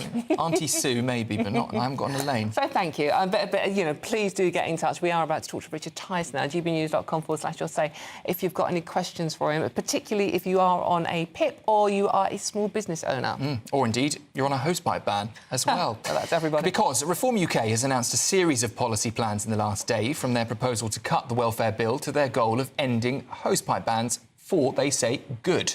Yes, we've been talking about this all throughout the morning, obviously, but now let's put some of those questions directly to Deputy Leader of Reform, Richard Tice. Good morning, Mr Tice. Thank you so much for joining us today. Let's start off with your hosepipe love, shall we? OK, what are you going to do about the hosepipe ban, ending the hosepipe ban for good? Well, just like you two, our policies are also a bubble of gorgeousness. Good morning to you both, because the reality is that we are an island that is surrounded by water, and the idea from this government that we should have to use less water is completely ridiculous. I mean, it's like going back to the Dark Ages. If you increase your population by 10 million people, of course, we should have been building some additional reservoir infrastructure. We haven't. What Reform would do is ensure that the necessary reservoirs are built, but also we should be looking at, for example, offshore desalination plants, which is what they use, for example, in the Middle East. That's easier from a planning perspective, and you can use tidal power. There's all sorts of innovative things we can do using new technologies. But I just repeat the simple point. The idea that a relatively small island that has substantial rainfall for large chunks of the year, apart from the last couple of months, should constantly be looking at hosepipe bans, surge pricing, which is another disgraceful idea that's being put forward. This isn't progress at all. This is negative, can't do nonsense. We at Reform can do attitude. We can get reservoirs built. We can ensure that our water companies do the job properly, of stop having so many leaking pipes, losing billions of litres of water every year. You know, the truth is that Britain's broken, our pipes are broken, our water companies are broken. We'll fix it. I mean, Richard, it's all well and good, as you say, announcing this bubble of gorgeousness policies, but viewers are wondering this morning who's going to pay for it. That's where the concern really lies. Is it taxpayers? Is it the water companies? Is it the customers? Where's the money going to come from? Well, ultimately, customers pay for water through the water companies. Obviously, there's a real issue around what's going on with the management of the water companies at the moment. But, you know, you're building a reservoir for 100 years. It's a very long-term capital project, and that's what's required. I just repeat the simple point. I think people would much rather be able to have green lawns and to use the water as they see fit at the appropriate time. The key to all of this, of course, is cheap power. And we've got very expensive power at the moment because of net stupid zero. If we get rid of that, we can have cheaper power, and then all of the bills come down. But fundamentally, we can just do so much better than say, we're short of water despite being surrounded by the stuff. So, sorry, Dawn, just a quick one on that. You're saying customers pay through their water companies, so they can expect under this policy their bills would go up? The reality at the moment, customers are paying a lot through the water companies, and we're getting a pretty shocking service. So there's serious question marks about the performance of the water companies. In the overall scheme of things, actually, the money is there. For example, we're just about to talk about the savings we're making, going to be planning to make from the welfare system, saving up to £50 billion a year. So we're very good at finding savings. We're doing that in our councils. We'll do it in the welfare system and elsewhere so that we can ensure we can pay for the country to be run properly. OK, Richard, just quickly on the water. So you're talking, I mean, we all know the water companies are terrible. I mean, the 10 water companies in this country have £60 billion in debt between them. Would you consider nationalising them? Would reform take over the water companies? Well, we've very clearly said that, for example, Thames Water, which is effectively its bust, both from an obligation point of view and in its finances, we've said the government should buy that for £1, both the equity and the debt, and take that into special administration. You know, caveat emptor. They tried, they failed, they've ripped us off, and you know, there has to be some sanction and consequences to that. So yes, that could be taken into public ownership for a few years, get it sorted out, and actually, you know, we're looking at negotiating good deals for taxpayers and to stop the taxpayer and water customers being ripped off. OK, Richard, moving on to the £50 billion a year that you're going to save from the benefits shake-up. Lots of our viewers are getting in touch, worried that they will lose their benefit when they genuinely need their benefit. So tell us more about this one.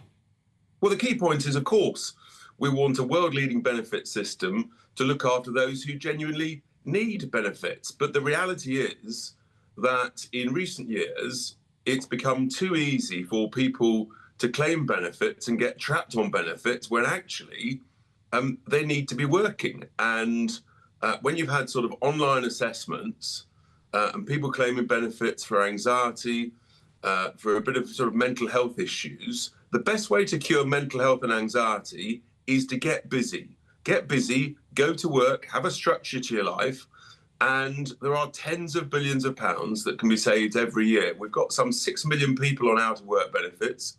We're saying around about 3 million should be working and contributing, and that's the right way for us to function as a country. We've looked at the Dutch model, which is very interesting. You were just talking earlier with Theo Usherwood around that. The point is, in the Dutch model, it's companies, they are much better placed at being able to work with employees to ensure that you find a way for them to get back to work as quickly as possible. Work is a great thing. It's a great example for all of us. And what we would do for companies, yes, they pay an insurance premium for that, but they get a 0.2% deduction in their national insurance contribution. So one offsets the other.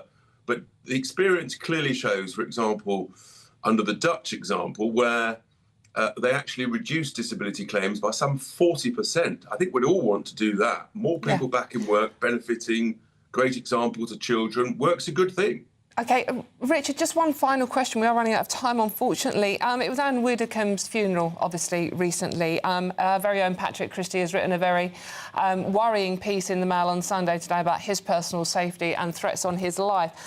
How worried are you about your personal safety?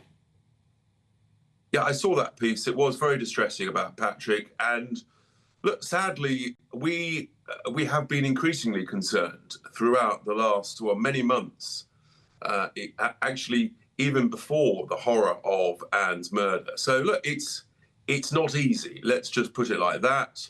But we have to just push on and operate in a slightly different way to that which we've previously operated. Sorry, Richard. Patrick talks about getting death threats. Is that something you've experienced?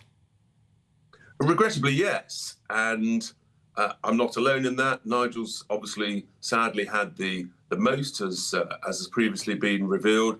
But it's a difficult place in the world of disruptive politics at the moment. And do you think the police and the authorities take reform security seriously enough? We saw mass protesters turn up in Clacton at the by-election. The authorities are now taking it a lot more seriously than they previously were. We're obviously grateful for that. No one can be complacent, and unfortunately, there are some people out there who they think and do and carry out bad acts, and we have to respond to that. So, yeah, but we're optimistic that the authorities are learning from where things haven't been done properly and well in the past. Richard, that's it from us for now. Thank you for joining us on Breakfast this morning. And I suppose it goes without saying, stay safe at this political time. It's been a pleasure. It has weekend. been wonderful. It's been lovely to work with you, Sam. And thank you all so much again for your company over the breakfast shows. And thank you so much for your lovely, lovely comments. And hopefully Sam and I will be back at some point soon together. We will indeed. I'm off to put some trousers on. See you soon. I forgot. Camilla's up next, though, with trousers on, probably.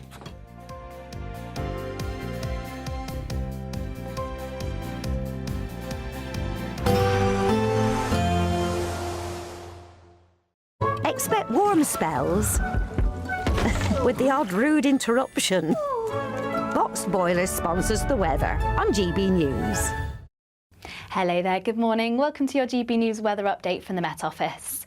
We can expect a cloudier day today, some rain in places, not feeling quite as warm, but in any brighter spells it will still feel fairly warm for the time of year. Most of the rain will be across the north, so Scotland, Northern Ireland, northern parts of England at times. We'll see some patchy light outbreaks of rain and drizzle, perhaps some rain further south, but very limited, and it should be mostly dry for many areas. After a cloudy start, we will see some brighter spells by the afternoon and still feeling fairly warm in the brightness, highs reaching around 27 degrees Celsius in the southeast. Otherwise, temperatures more towards average for this point in the year. Now, to finish off the day across Scotland, plenty of cloudy skies. It's probably going to be quite grey, quite dreary, and some spells of rain and drizzle, certainly around coasts and hills. And a very similar end to the day across Northern Ireland and northern parts of England, but most of the rain and drizzle will be patchy in nature, so there will be some drier spots. Some areas of Wales and southwest England could also pick up some drizzle and a chance of some showers just to finish off the day across the very far southeast. Otherwise, much of England and Wales still remaining fairly dry. And then through the course of the evening, we'll continue to see those cloudy skies, turning quite murky in places, some of that cloud a little bit low, and still some spells of rain and drizzle across much of the country, actually, by the time we reach Monday morning. Still not too warm overnight. Most towns and cities between 12 and 15 degrees Celsius, but slightly warmer around the London region, lows reaching 17 degrees here. Now, Monday is set to be a more changeable day. We've got this band of rain pushing its way into the northwest, and this could potentially bring some fairly heavy outbreaks later.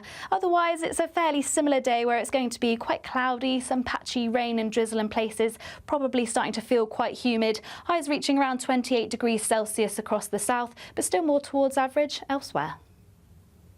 Expect warm spells with the odd rude interruption.